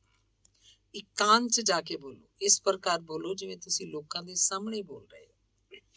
ਅਭਿਆਸ ਹੋਏਗਾ, ਆਤਮ ਵਿਸ਼ਵਾਸ ਵਧੇਗਾ, ਤੁਹਾਡੇ ਦੋਸ਼ ਲਗਾਤਾਰ ਅਭਿਆਸ ਨਾਲ ਦੂਰ ਹੁੰਦੇ ਚਲੇ ਜਾਣਗੇ। ਤੁਸੀਂ ਵੱਡੇ ਵੱਡੇ ਕੰਮ ਕਰਨ ਦੇ ਲਈ ਪੈਦਾ ਹੋਏ ਹੋ। ਤੁਸੀਂ ਪਤਨ ਦੇ ਗਰਭ ਵਿੱਚ ਗਿਰਨ ਦੇ ਲਈ ਨਹੀਂ ਜੰਮੇ ਹੋ। ਲੱਜਾਉਣ ਸ਼ਰਮਾਉਣ ਦੇ ਲਈ ਨਹੀਂ ਪੈਦਾ ਹੋਏ ਹੋ। ਬੁਰੇ ਕੰਮ ਕਰਕੇ ਬਦਨਾਮ ਹੋ ਕੇ ਜਿਉਣ, ਅਪਰਾਧ ਕਰਕੇ ਖੁਦ ਨੂੰ ਅਤਿਅੰਤ ਛੋਟਾ ਬਣਾਉਣ ਜਾਂ ਗਰੀਬ ਬਣ ਕੇ ਤਰਸਯੋਗ ਸਥਿਤੀ 'ਚ ਜੀਣ ਦੇ ਲਈ ਤੁਸੀਂ ਦੁਨੀਆ 'ਚ ਨਹੀਂ ਆਏ ਹੋ। ਤੁਸੀਂ ਮਨੁੱਖ ਹੋ। ਮਨੁੱਖ ਇਸ ਧਰਤੀ ਉੱਤੇ ਈਸ਼ਵਰ ਦੀ ਸਰਵ ਸ੍ਰੇਸ਼ਟ ਰਚਨਾ ਹੈ। ਉਹ ਈਸ਼ਵਰ ਦੇ ਸਭ ਤੋਂ ਨੇੜੇ ਹੈ, ਸੋ ਉਸ ਨੂੰ ਦੀਨਹੀਨ ਜਾਂ ਗਿਰਿਆ ਹੋਇਆ ਨਹੀਂ ਹੋਣਾ ਚਾਹੀਦਾ। ਲੋਕਾਂ ਦੀ ਦ੍ਰਿਸ਼ਟੀ 'ਚ ਤੁਸੀਂ ਬੁਰੇ ਹੋ। ਦੂਸਰੇ ਲੋਕਾਂ 'ਚ ਉਹ ਗੁਣ ਹਨ ਜੋ ਤੁਹਾਡੇ 'ਚ ਨਹੀਂ ਹੈ, ਪਰ ਦੂਸਰੇ ਲੋਕ ਉਹਨਾਂ ਗੁਣਾਂ ਦੇ ਬਲ ਉੱਤੇ ਤੁਹਾਡੇ ਨਾਲੋਂ ਅੱਗੇ ਨਿਕਲ ਰਹੇ ਹਨ। ਤਾਂ ਤੁਸੀਂ ਸੋਚੋ ਕਿ ਉਹ ਕਿਹੜੀਆਂ-ਕਿਹੜੀਆਂ ਅੱਛਾਈਆਂ ਹਨ, ਉਹ ਕਿਹੜੇ-ਕਿਹੜੇ ਗੁਣ ਹਨ। ਤੁਸੀਂ ਉਹਨਾਂ ਗੁਣਾਂ ਨੂੰ ਆਪਣੇ ਅੰਦਰ ਪੈਦਾ ਕਰੋ। ਆਪਣੇ ਆਪ ਨੂੰ ਕਹੋ ਕਿ ਹੁਣ ਮੈਂ ਆਪਣੇ ਅੰਦਰ ਅਜਿਹੇ ਗੁਣਾਂ ਨੂੰ ਪੈਦਾ ਕਰਕੇ ਰਹਾਂਗਾ। ਹੁਣ ਮੈਂ ਵੀ ਇਸੇ ਪ੍ਰਕਾਰ ਉੱਨਤੀ ਕਰ ਸਕਾਂ। ਆਪਣੇ ਸੰਕੋਚੀ ਤੇ ਲਚੀਲੇ ਸੁਭਾਅ ਦੇ ਕਾਰਨ ਤੁਹਾਡਾ ਮਿੱਤਰਾਂ ਦਾ ਦਾਇਰਾ ਛੋਟਾ ਹੈ। ਤੁਸੀਂ ਮਿੱਤਰ ਬਣਾਉਣ ਦੀ ਕਲਾ ਨਹੀਂ ਜਾਣਦੇ ਜਾਂ ਖੁਦ ਨੂੰ ਛੋਟਾ ਮੰਨਦੇ ਹੋ। ਸਮਝਦੇ ਹੋ ਕਿ ਤੁਹਾਡੇ 'ਚ ਕਮੀਆਂ ਹਨ, ਤਾਂ ਖੁਦ ਨਾਲ ਗੱਲਾਂ ਕਰਕੇ ਦੇਖੋ। ਆਤਮ ਸੰਬੋਧਨ ਕਰੋ। ਤੁਹਾਡੀਆਂ ਸਾਰੀਆਂ ਤਰੁੱਟੀਆਂ ਤੇ ਬੁਰਾਈਆਂ ਉਸੇ ਸਮੇਂ ਤੋਂ ਘੱਟ ਹੋਣ ਲੱਗਣਗੀਆਂ ਤੇ ਤੁਸੀਂ ਉੱਪਰ ਉੱਠਣ ਲੱਗੋਗੇ। ਤੁਸੀਂ ਮਨ 'ਚ ਇਹ ਗੱਲ ਕਿਉਂ ਆਉਣ ਦਿੰਦੇ ਹੋ ਕਿ ਲੋਕਾਂ ਦੀ ਦ੍ਰਿਸ਼ਟੀ ਤੁਹਾਡਾ ਮਜ਼ਾਕ ਉਡਾ ਰਹੀ ਹੈ? ਤੁਸੀਂ ਸਭ ਦੇ ਨਾਲ ਅੱਛਾ ਵਿਹਾਰ ਕਰੋ। ਤੁਸੀਂ ਖੁਦ ਨੂੰ ਸ੍ਰੇਸ਼ਟ ਮਨੁੱਖ ਸਮਝੋ ਕਿਉਂਕਿ ਤੁਸੀਂ ਸ੍ਰੇਸ਼ਟ ਬਣਨ ਦੇ ਇੱਛੁਕ ਹੋ ਤੇ ਬਣਦੇ ਜਾ ਰਹੇ ਹੋ। ਤੁਸੀਂ ਉਹਨਾਂ ਸਾਰੇ ਸ੍ਰੇਸ਼ਟ ਕਰਮਾਂ ਨੂੰ ਕਰ ਸਕਦੇ ਹੋ ਜਿਨ੍ਹਾਂ ਨੂੰ ਕੋਈ ਹੋਰ ਮਨੁੱਖ ਕਰ ਸਕਦਾ ਹੈ। ਪੂਰਨ ਮਨੁੱਖ ਬਣਨਾ ਮੇਰੇ ਜੀਵਨ ਦਾ ਲਕਸ਼ ਹੈ। ਮੈਂ ਹੱਸਦੇ ਹੱਸਦੇ ਬਿਨਾਂ ਦਿਮਾਗ 'ਚ ਤਣਾਅ ਪੈਦਾ ਕੀਤੇ ਹਰੇਕ ਹਾਲਾਤ ਦਾ ਸਾਹਮਣਾ ਕਰ ਸਕਦਾ ਹਾਂ। ਅਜੇ ਆਪਣੇ ਆਪ ਨੂੰ ਬਾਰ-ਬਾਰ ਕਹੋ। ਤੁਸੀਂ ਨਿਰਣਾ ਲੈਣ 'ਚ ਬਹੁਤ ਸਮਾਂ ਲਗਾਉਂਦੇ ਹੋ। ਤੁਹਾਨੂੰ ਬਹੁਤ ਸੋਚਣਾ ਪੈਂਦਾ ਹੈ। ਜਦ ਦੁਵਿਧਾ ਵਰਗੇ ਰੋਗ ਨਾਲ ਗ੍ਰਸਤ ਹੁੰਦੇ ਹੋ ਤਾਂ ਸਮਝ ਲਓ ਤੁਹਾਡੀ ਨਿਰਣਾ ਸ਼ਕਤੀ ਕਮਜ਼ੋਰ ਪੈ ਗਈ ਹੈ, ਜੋ ਆਤਮ ਸੰਬੋਧਨ ਨਾਲ ਦ੍ਰਿੜ ਹੋ ਜਾਏਗੀ। ਆਪਣੇ ਆਪ ਨੂੰ ਇਸੇ ਪ੍ਰਕਾਰ ਕਹੋ ਤੇ ਗੱਲਾਂ ਕਰੋ, ਪ੍ਰਤਿਗਿਆ ਕਰੋ, ਦ੍ਰਿੜ ਸ਼ਬਦਾਂ 'ਚ ਸੰਕਲਪ ਕਰੋ ਤੇ ਇਹਨਾਂ ਕਮੀਆਂ ਨੂੰ ਕੁਝ ਹੀ ਦਿਨਾਂ 'ਚ ਦੂਰ ਕਰ ਲਓ। ਆਪਣੇ ਮਨ ਨੂੰ ਤੁਸੀਂ ਕਹਿ ਸਕਦੇ ਹੋ, ਤੂੰ ਜਲਦੀ ਤੇ ਸਹੀ ਨਿਰਣਾ ਲਿਆ ਕਰ ਤੇ ਅਜਿਹਾ ਹੋਣ ਲੱਗੇਗਾ। ਤੁਸੀਂ ਜਲਦੀ ਤੇ ਸਹੀ ਨਿਰਣਾ ਲੈ ਲਿਆ ਕਰੋਗੇ। ਆਤਮ ਵਿਸ਼ਵਾਸ ਨੂੰ ਪ੍ਰਬਲ ਕਰਨ ਦੇ ਲਈ ਵੀ ਆਤਮ ਸੰਬੋਧਨ ਸਭ ਤੋਂ ਸ੍ਰੇਸ਼ਟ ਵਿਧੀ ਹੈ। ਅਜਿਹੇ ਬਹੁਤ ਲੋਕ ਹਨ ਜੋ ਆਤਮ ਸੰਬੋਧਨ ਦੇ ਦੁਆਰਾ ਹੀ ਬਦਲੇ ਹਨ। ਮੈਂ ਖੁਦ ਅਜਿਹੇ ਕਈਆਂ ਨੂੰ ਜਾਣਦਾ ਜਿਨ੍ਹਾਂ ਨੇ ਆਤਮ ਸੰਬੋਧਨ ਦੀ ਇਸ ਵਿਧੀ ਦੇ ਦੁਆਰਾ ਆਪਣੀ ਕਾਇਆ ਪਲਟ ਕਰ ਦਿੱਤੀ ਹੈ। ਜੋ ਲੋਕ ਗੱਲਾਂ ਕਰਨ ਤੱਕ ਵਿੱਚ ਡਰਦੇ ਝਿਜਕਦੇ ਸਨ, ਉਹ ਹੁਣ ਸਮਾਜ ਵਿੱਚ ਪ੍ਰਤਿਸ਼ਠਿਤ ਵਿਅਕਤੀ ਹਨ ਤੇ ਹਜ਼ਾਰਾਂ ਲੋਕਾਂ 'ਚ ਇਸ ਤਰ੍ਹਾਂ ਬੋਲਦੇ ਹਨ ਜਿਵੇਂ ਫੁੱਲ ਝੜ ਰਹੇ ਹੋਣ। ਲੋਕ ਉਹਨਾਂ ਦੀ ਬੜੀ ਪ੍ਰਸ਼ੰਸਾ ਕਰਦੇ ਹਨ। ਤੁਸੀਂ ਵੀ ਆਤਮ ਸੰਬੋਧਨ ਦੇ ਦੁਆਰਾ ਆਪਣੇ ਸਾਰੇ ਦੁਰਗੁਣਾਂ ਨੂੰ ਦੂਰ ਕਰ ਸਕਦੇ ਹੋ, ਸਦਗੁਣਾਂ ਦਾ ਵਿਕਾਸ ਕਰ ਸਕਦੇ ਹੋ ਤੇ ਜੋ ਥੋੜ੍ਹਾ ਤੁਹਾਡੇ 'ਚ ਹਨ ਉਹਨਾਂ ਨੂੰ ਦੂਰ ਕਰ ਸਕਦੇ ਹੋ। ਧੰਨਵਾਦ। ਅਗਲਾ ਲੇਖ ਹੈ ਕ੍ਰੋਧ ਨੂੰ ਜਿੱਤੋ। ਵਿਦਵਾਨਾਂ ਦਾ ਕਥਨ ਹੈ, ਜੋ ਮਨੁੱਖ ਖੁਦ ਨੂੰ ਵਸ 'ਚ ਕਰ ਸਕਦਾ ਹੈ ਉਹ ਸੰਸਾਰ ਨੂੰ ਜਿੱਤ ਲੈਂਦਾ ਹੈ। ਵਾਸਤਵ ਵਿੱਚ ਸਿੱਖਿਅਤ ਉਹੀ ਹੈ ਜੋ ਆਪਣੇ ਆਪ ਨੂੰ ਵਸਟ ਕਰ ਲੈਂਦਾ ਹੈ। ਜੋ ਖੁਦ ਨੂੰ ਵਸਟ ਕਰ ਲੈਂਦਾ ਉਹੀ ਮਹਾਨ ਬਣਦਾ ਹੈ। ਜੀਵਨ ਵਿੱਚ ਆਤਮ ਸੰਜਮ ਜ਼ਰੂਰੀ ਹੈ। ਜਿਨ੍ਹਾਂ ਲੋਕਾਂ 'ਚ ਆਤਮ ਸੰਜਮ ਦੀ ਕਮੀ ਹੈ ਉਹਨਾਂ ਨੂੰ ਜ਼ਰਾ ਜਿਹੀ ਗੱਲ ਉੱਤੇ ਕ੍ਰੋਧ ਆ ਜਾਂਦਾ ਹੈ। ਉਹ ਕਦੇ ਵੀ ਆਪਣੀਆਂ ਉੱਚੀਆਂ ਮੰਗਾਂ ਨੂੰ ਪੂਰਾ ਨਹੀਂ ਕਰ ਸਕਦੇ। ਆਪਣੇ ਆਪ ਨੂੰ ਵਸਟ ਨਾ ਕਰ ਪਾਉਣ ਦੇ ਕਾਰਨ ਬਹੁਤ ਸਾਰੇ ਪ੍ਰਤਿਭਾਸ਼ਾਲੀ ਵਿਅਕਤੀ ਵੀ ਪਿਛੜੇ ਰਹਿੰਦੇ ਹਨ। ਉਹ ਅੱਗੇ ਵਧਣਾ ਚਾਹ ਕੇ ਵੀ ਅੱਗੇ ਨਹੀਂ ਵਧ ਪਾਉਂਦੇ। ਉਹਨਾਂ ਦੇ ਭਵਿੱਖ ਨੂੰ ਸਭ ਚੰਗਾ ਦੱਸਦੇ ਹਨ, ਫਿਰ ਵੀ ਉਹ ਪਛੜ ਗਏ। ਆਏ ਦਿਨ ਅਜਿਹੀਆਂ ਘਟਨਾਵਾਂ ਹੁੰਦੀਆਂ ਰਹਿੰਦੀਆਂ ਹਨ ਕਿ ਕੋਈ ਕਿਸੇ ਦੀ ਹੱਤਿਆ ਕਰ ਦਿੰਦਾ ਹੈ, ਚੋਰੀ ਕਰ ਲੈਂਦਾ ਹੈ, ਜ਼ਖਮੀ ਕਰ ਦਿੰਦਾ ਹੈ। ਅਜਿਹੀਆਂ ਘਟਨਾਵਾਂ ਜੋ ਜ਼ਿਆਦਾਤਰ ਗੁੱਸੇ 'ਚ ਹੁੰਦੀਆਂ ਹਨ। ਜਦੋਂ ਮਨੁੱਖ ਆਪਣਾ ਸੰਤੁਲਨ ਖੋ ਦਿੰਦਾ ਹੈ, ਕ੍ਰੋਧ ਦੇ ਵੇਗ 'ਚ ਲੋਕ ਗਲਤੀ ਕਰ ਦਿੰਦੇ ਆ। ਕ੍ਰੋਧ ਦੇ ਕਾਰਨ ਆਵੇਸ਼ ਵਿੱਚ ਕੀਤੇ ਗਏ ਅਪਰਾਧਾਂ ਦੀ ਸਜ਼ਾ ਭੋਗ ਰਹੇ ਅਪਰਾਧੀ ਤੋਂ ਕੋਈ ਪੁੱਛੇ ਤਾਂ ਪਤਾ ਚੱਲੇ ਕਿ ਉਹਨੇ ਆਵੇਸ਼ 'ਚ ਆ ਕੇ ਅਪਰਾਧ ਕਰ ਦਿੱਤਾ ਸੀ। ਅਪਰਾਧੀ ਇਸ ਪ੍ਰਕਾਰ ਦੇ ਅਪਰਾਧ ਕਰਕੇ ਆਪਣੀ ਆਜ਼ਾਦੀ, ਸ਼ਾਂਤੀ, ਸੁੱਖ ਤੇ ਆਨੰਦ ਨੂੰ ਖੋ ਦਿੰਦਾ ਹੈ। ਪਲ ਭਰ ਦਾ ਆਵੇਸ਼ ਜੀਵਨ ਭਰ ਨੂੰ ਕੁੜੱਤਣਾ ਤੇ ਦੁੱਖਾਂ ਨਾਲ ਭਰ ਦਿੰਦਾ ਹੈ। ਤੁਹਾਡਾ ਪਲ ਦਾ ਆਵੇਸ਼ ਕਿਸੇ ਦੀ ਜਾਨ ਵੀ ਲੈ ਲੈਂਦਾ ਹੈ। ਆਪਣੇ ਕ੍ਰੋਧ ਉੱਤੇ ਕਾਬੂ ਨਾ ਪਾ ਕੇ ਤੁਸੀਂ ਦੂਸਰਿਆਂ ਦੇ ਜੀਵਨ 'ਚ ਜ਼ਹਿਰ ਵੀ ਘੋਲ ਦਿੰਦੇ ਹੋ। ਉਸ ਜ਼ਹਿਰ ਤੋਂ ਤੁਸੀਂ ਵੀ ਬਚੇ ਨਹੀਂ ਰਹਿੰਦੇ। ਅਨੇਕ ਲੋਕ ਅੱਜ ਸੰਸਾਰ 'ਚ ਕ੍ਰੋਧ ਦੀ ਸਜ਼ਾ ਪਾ ਰਹੇ ਹਨ। ਉਹਨਾਂ ਦੇ ਜੀਵਨ ਕਦੇ ਹਰੇ ਭਰੇ ਸਨ। ਪਲ ਦੇ ਆਵੇਸ਼ ਨੇ ਸਦਾ ਲਈ ਉਹਨਾਂ ਦਾ ਸਾਰਾ ਸੁੱਖ ਚੈਨ ਖੋਹ ਲਿਆ ਤੇ ਉਹ ਜਿਉਂਦੇ ਜੀ ਨਰਕ 'ਚ ਜਾ ਗਏ। ਅਨੇਕ ਲੋਕ ਹਨ ਜੋ ਕ੍ਰੋਧ ਵਿੱਚ ਆਪਣਾ ਆਪਾ ਭੁੱਲ ਜਾਣ ਦੇ ਕਾਰਨ ਵਿਵਾਹਿਕ ਜੀਵਨ ਤਬਾਹ ਕਰ ਲੈਂਦੇ ਹਨ। ਪਤੀ ਕ੍ਰੋਧ 'ਚ ਪਤਨੀ ਤੇ ਹੱਥ ਉਠਾ ਦਿੰਦਾ ਹੈ, ਪਤਨੀ ਕ੍ਰੋਧ 'ਚ ਪੇਕੀ ਚਲੀ ਜਾਂਦੀ ਹੈ। ਜੇ ਪਤੀ ਉਹਨੂੰ ਅਪਮਾਨਿਤ ਕਰ ਦਿੰਦਾ ਹੈ, ਉਹ ਪਤੀ ਨੂੰ ਅਪਮਾਨਿਤ ਕਰ ਦਿੰਦੀ ਹੈ। ਦੋਨਾਂ 'ਚ ਤਣਾਅ ਵੱਧਦੇ ਹਨ, ਘਰ ਦੀ ਸ਼ਾਂਤੀ ਭੰਗ ਹੁੰਦੀ ਹੈ, ਬੱਚਿਆਂ ਉੱਤੇ ਭੈੜਾ ਪ੍ਰਭਾਵ ਪੈਂਦਾ ਹੈ, ਮਨ ਘਬਰਾਇਆ ਤੇ ਉਦਾਸ ਹੋ ਜਾਂਦਾ ਹੈ। ਕਦੇ ਕਦੇ ਤਾਂ ਦੂਰੀਆਂ ਇੰਨੀਆਂ ਵੱਧਦੀਆਂ ਹੈ ਕਿ ਤਲਾਕ ਹੋ ਜਾਂਦਾ ਹੈ। ਇਹ ਸਭ ਕ੍ਰੋਧ ਦੇ ਕਾਰਨ ਹੁੰਦਾ ਹੈ। ਬਹੁਤ ਸਾਰੇ ਲੋਕ ਕ੍ਰੋਧ ਉੱਤੇ ਕੰਟਰੋਲ ਰੱਖਣ 'ਚ ਬੜੇ ਅਸਮਰਥ ਹੁੰਦੇ ਹਨ, ਜਦਕਿ ਉਹ ਅਤਿਅੰਤ ਪ੍ਰਤਿਭਾਵਾਨ ਤੇ ਯੋਗ ਹੁੰਦੇ ਹਨ। ਆਪਣੀ ਯੋਗਤਾ ਦੇ ਬਲ ਉੱਤੇ ਪਾਏ ਹੋਏ ਉੱਚੇ ਅਹੁਦੇ ਤੇ ਇੱਜ਼ਤ ਨੂੰ ਲੋਕ ਪਲ ਭਰ ਦੇ ਕ੍ਰੋਧ 'ਚ ਵੇਗ ਵਿੱਚ ਗੁਆ ਦਿੰਦੇ ਹਨ। ਜ਼ਰਾ ਜਿਹੀ ਗੱਲ ਉੱਤੇ ਤਿਆਗ ਪੱਤਰ ਦੇਣ ਵਾਲੇ ਅਜਿਹੇ ਬਹੁਤ ਸਾਰੇ ਉੱਚ ਅਧਿਕਾਰੀ ਦੇਖੇ ਜਾ ਸਕਦੇ ਹਨ ਜੋ ਬਾਅਦ 'ਚ ਪਛਤਾਉਂਦੇ ਵੀ ਹਨ, ਪਰ ਉਸ ਗਲਤੀ ਨੂੰ ਹੋਰ ਜਗ੍ਹਾ ਦੁਬਾਰਾ ਦੁਹਰਾਉਂਦੇ ਵੀ ਹਨ, ਕਿਉਂਕਿ ਖੁਦ ਉੱਤੇ ਉਹ ਕੰਟਰੋਲ ਨਹੀਂ ਰੱਖ ਪਾਉਂਦੇ। ਉਹਨਾਂ ਨੂੰ ਕ੍ਰੋਧ ਆ ਹੀ ਜਾਂਦਾ ਹੈ। ਵੱਡੇ ਪੱਤਰਕਾਰ, ਲੇਖਕ, ਪ੍ਰੋਫੈਸਰ, ਵਿਗਿਆਨਕ ਤੇ ਉੱਚੇ ਅਹੁਦਿਆਂ ਉੱਤੇ ਕੰਮ ਕਰ ਰਹੇ ਸਰਕਾਰੀ ਅਧਿਕਾਰੀ ਤੱਕ ਵੀ ਗਲਤੀਆਂ ਕਰਦੇ ਹਨ। ਕ੍ਰੋਧ ਵਿਵੇਕ ਦਾ ਦੁਸ਼ਮਣ ਹੈ। ਕ੍ਰੋਧ ਵਿੱਚ ਵਿਅਕਤੀ ਆਪਣਾ ਸੰਤੁਲਨ ਖੋ ਬੈਠਦਾ ਹੈ। ਅਜਿਹੇ ਕੰਮ ਕਰ ਬੈਠਦਾ ਹੈ ਜੋ ਉਸ ਦੇ ਲਈ ਸ਼ੋਭਾ ਨਹੀਂ ਦਿੰਦੇ, ਜੋ ਉਹਦੇ ਲਈ ਨਾ ਕਰਨ ਵਾਲੇ ਹੁੰਦੇ ਹਨ। ਅਜਿਹੇ ਲੋਕ ਕ੍ਰੋਧ ਦੇ ਗੁਲਾਮ ਹਨ। ਤੁਸੀਂ ਹਰੇਕ ਖੇਤਰ ਵਿੱਚ ਕ੍ਰੋਧ ਦੇ ਗੁਲਾਮ ਲੋਕਾਂ ਦੇ ਦਰਸ਼ਨ ਕਰ ਸਕਦੇ ਹੋ। ਅਜਿਹੇ ਲੋਕਾਂ ਨੂੰ ਬੜੀ ਜਲਦੀ ਗੁੱਸਾ ਆਉਂਦਾ ਹੈ, ਜਿਹਦੇ ਕਾਰਨ ਉਹ ਆਪਣਾ ਸਭ ਕੀਤਾ ਕਰਾਇਆ ਚੌਪਟ ਕਰ ਸੁੱਟਦੇ ਹਨ, ਸਭ ਕੁਝ ਪਲ ਭਰ 'ਚ ਮਿਟਾ ਲੈਂਦੇ ਹਨ। ਕ੍ਰੋਧੀ ਸੁਭਾਅ ਦੇ ਕਈ ਮਹੱਤਵਪੂਰਨ ਅਹੁਦਿਆਂ ਤੇ ਬੈਠੇ ਲੋਕਾਂ ਨੇ ਆਪਣੇ ਉੱਚੇ ਅਹੁਦੇ ਗਵਾ ਦਿੱਤੇ, ਆਪਣਾ ਜੀਵਨ ਵਿਗਾੜ ਲਿਆ। ਉਹ ਵੱਡੇ ਕੰਮ ਕਰ ਸਕਦੇ ਸਨ ਜੇ ਉਹ ਦੂਸਰਿਆਂ ਦੀਆਂ ਭਾਵਨਾਵਾਂ ਦੀ ਇੱਜ਼ਤ ਕਰਦੇ, ਆਪਣੇ ਉੱਤੇ ਕਾਬੂ ਰੱਖਦੇ ਤਾਂ ਅਹੁਦਾ ਤੇ ਇੱਜ਼ਤ ਨਾ ਗਵਾਉਂਦੇ। ਕ੍ਰੋਧ 'ਚ ਪਾਗਲ ਹੋ ਕੇ ਉਹਨਾਂ ਨੇ ਜੀਵਨ ਨਸ਼ਟ ਕਰ ਲਿਆ, ਆਪਣਾ ਭਵਿੱਖ ਹੀ ਵਿਗਾੜ ਲਿਆ। ਅਜਿਹੇ ਵਪਾਰੀ ਤੇ ਦੁਕਾਨਦਾਰ ਵੀ ਹੁੰਦੇ ਹਨ ਜੋ ਕਿ ਆਪਣੇ ਵਿਚਾਰਾਂ ਨੂੰ ਦੂਸਰਿਆਂ ਉੱਤੇ ਥੋਪਣ ਦੇ ਚੱਕਰ 'ਚ ਆਪਣਾ ਧੰਦਾ ਚੌਪਟ ਕਰ ਲੈਂਦੇ ਹਨ, ਆਪਣੇ ਗਾਹਕਾਂ ਨੂੰ ਭਜਾ ਦਿੰਦੇ ਹਨ, ਕਿਉਂਕਿ ਬਹਿਸ ਵਿੱਚ ਉਹ ਕ੍ਰੋਧਿਤ ਹੋ ਜਾਂਦੇ ਹਨ, ਗਾਲਾਂ ਤੱਕ ਉੱਪਰ ਉਤਰ ਆਉਂਦੇ ਹਨ। ਅਜਿਹੀ ਬਹਿਸ ਤੋਂ ਬਚਣਾ ਚਾਹੀਦਾ ਹੈ, ਕਿਉਂਕਿ ਵਿਅਰਥ ਦੀ ਬਹਿਸ ਕੰਮ ਵਿਗਾੜਦੀ ਹੈ। ਬਹੁਤ ਸਾਰੇ ਲੋਕ ਤਾਂ ਕ੍ਰੋਧ ਆਵੇਸ਼ ਵਿੱਚ ਰਾਖਸ਼ ਬਣ ਜਾਂਦੇ ਹਨ। ਮੈਂ ਇੱਕ ਅਜਿਹੇ ਆਦਮੀ ਨੂੰ ਜਾਣਦਾ ਜੋ ਕ੍ਰੋਧ ਵਿੱਚ ਤੋੜ ਫੋੜ ਕਰ ਦਿੰਦਾ ਸੀ, ਸ਼ੋਰ ਮਚਾਉਣ ਲੱਗਦਾ ਸੀ, ਕਿਸੇ ਨੂੰ ਵੀ ਗਾਲ ਕੱਢਣ 'ਚ ਸੰਕੋਚ ਨਹੀਂ ਕਰਦਾ ਸੀ। ਉਹਨੂੰ ਸਮਝਾਉਣ ਵਾਲਾ ਵੀ ਉਹਦੇ ਕ੍ਰੋਧ ਦੀ ਲਪੇਟ 'ਚ ਆ ਜਾਂਦਾ ਸੀ। ਨਤੀਜਾ ਇਹ ਹੁੰਦਾ ਸੀ ਕਿ ਲੋਕ ਉਹ ਤੋਂ ਬਚਦੇ ਸੀ। ਉਹਦੇ ਖਾਸ ਦੋਸਤ ਤੇ ਵਾਕਫ ਵੀ ਕਿਨਾਰਾ ਕਰ ਜਾਂਦੇ ਸੀ। ਪਰ ਜਦੋਂ ਉਹਦਾ ਕ੍ਰੋਧ ਉਤਰ ਜਾਂਦਾ ਸੀ ਤਾਂ ਉਹ ਆਪਣੇ ਆਪ ਉੱਤੇ ਲੱਜਿਤ ਹੁੰਦਾ ਸੀ, ਠੰਡਾ ਪੈ ਜਾਂਦਾ ਸੀ, ਪਛਤਾਵਾ ਕਰਨ ਲੱਗਦਾ ਸੀ, ਤੰਦਰੁਸਤ ਹੁੰਦੇ ਹੋਏ ਵੀ ਬੇਦਮ ਜਿਹਾ ਹੋ ਜਾਂਦਾ ਸੀ। ਕ੍ਰੋਧ ਵਿੱਚ ਮਨੁੱਖ ਵਾਸਤਵ ਵਿੱਚ ਆਪਣੀ ਸੁੱਧ ਬੁੱਧ ਖੋ ਬੈਠਦਾ ਹੈ, ਪਾਗਲ ਜਿਹਾ ਹੋ ਜਾਂਦਾ ਹੈ। ਉਹਨੂੰ ਇਹ ਵੀ ਪਤਾ ਨਹੀਂ ਰਹਿੰਦਾ ਕਿ ਉਹਨੇ ਕਿਹੜੀ ਗੱਲ ਕਹਿਣੀ ਹੈ ਤੇ ਕਿਹੜੀ ਨਹੀਂ ਕਹਿਣੀ। ਬਹੁਤ ਸਾਰੇ ਅਜਿਹੇ ਸ਼ਬਦਾਂ ਦਾ ਪ੍ਰਯੋਗ ਕਰ ਜਾਂਦਾ ਹੈ ਜੋ ਉਹਦੀ ਗਰਿਮਾ ਦੇ ਅਨੁਰੂਪ ਨਹੀਂ ਹੁੰਦੇ। ਕ੍ਰੋਧ ਦਾ ਭਿਆਨਕ ਦੈਂਤ ਉਹਨੂੰ ਵੀ ਦੈਂਤ ਜਾਂ ਦੁਸ਼ਟ ਰਾਖਸ਼ ਬਣਾ ਦਿੰਦਾ ਹੈ। ਜੋ ਵਿਅਕਤੀ ਕ੍ਰੋਧ ਨੂੰ ਨਹੀਂ ਮਾਰ ਸਕਦਾ, ਉਹ ਚਾਹੇ ਕਿੰਨਾ ਵੀ ਪੜ੍ਹਿਆ ਲਿਖਿਆ ਹੋਵੇ, ਸਾਧੂ ਸੰਤ ਜਾਂ ਵਿਦਵਾਨ ਹੋਵੇ, ਉਹਨੂੰ ਸਮਝਦਾਰ ਮਨੁੱਖ ਨਹੀਂ ਮੰਨਿਆ ਜਾ ਸਕਦਾ। ਅਜਿਹੇ ਵਿਦਵਾਨ ਨੂੰ ਮੂਰਖ ਹੀ ਮੰਨਣਾ ਚਾਹੀਦਾ ਹੈ। ਕ੍ਰੋਧ ਦੇ ਆਵੇਸ਼ ਵਿੱਚ ਅਜਿਹੇ ਵਿਦਵਾਨਾਂ ਨੂੰ ਵੀ ਬੇਸਿਰ ਪੈਰ ਦੀ ਬਕਵਾਸ ਕਰਨ ਦੇ ਬਾਅਦ ਪਛਤਾਵਾ ਕਰਨਾ ਪੈਂਦਾ ਹੈ। ਕ੍ਰੋਧ ਵਿੱਚ ਕੀਤੇ ਗਏ ਕੰਮਾਂ ਦੇ ਲਈ ਹਰੇਕ ਮਨੁੱਖ ਨੂੰ ਪਛਤਾਉਣਾ ਪੈਂਦਾ ਹੈ। ਅਜਿਹੇ ਲੋਕਾਂ ਨੂੰ ਖੁਦ ਉੱਤੇ ਲੱਜਾ ਆਉਂਦੀ ਹੈ, ਮਾਨਸਿਕ ਗਲਾਨੀ ਤੇ ਦੁੱਖ ਹੁੰਦਾ ਹੈ। ਈਰਖਾ, ਦਵੇਸ਼ ਤੇ ਬਦਲੇ ਦੀਆਂ ਭਾਵਨਾਵਾਂ ਵੀ ਕ੍ਰੋਧ ਦਾ ਕਾਰਨ ਬਣਦੀਆਂ ਹਨ। ਵੱਡੀਆਂ ਵੱਡੀਆਂ ਲੜਾਈਆਂ, ਝਗੜੇ, ਦੰਗੇ ਤੇ ਦੁਰਘਟਨਾਵਾਂ ਕ੍ਰੋਧ ਦੇ ਕਾਰਨ ਘਟਦੀਆਂ ਹਨ।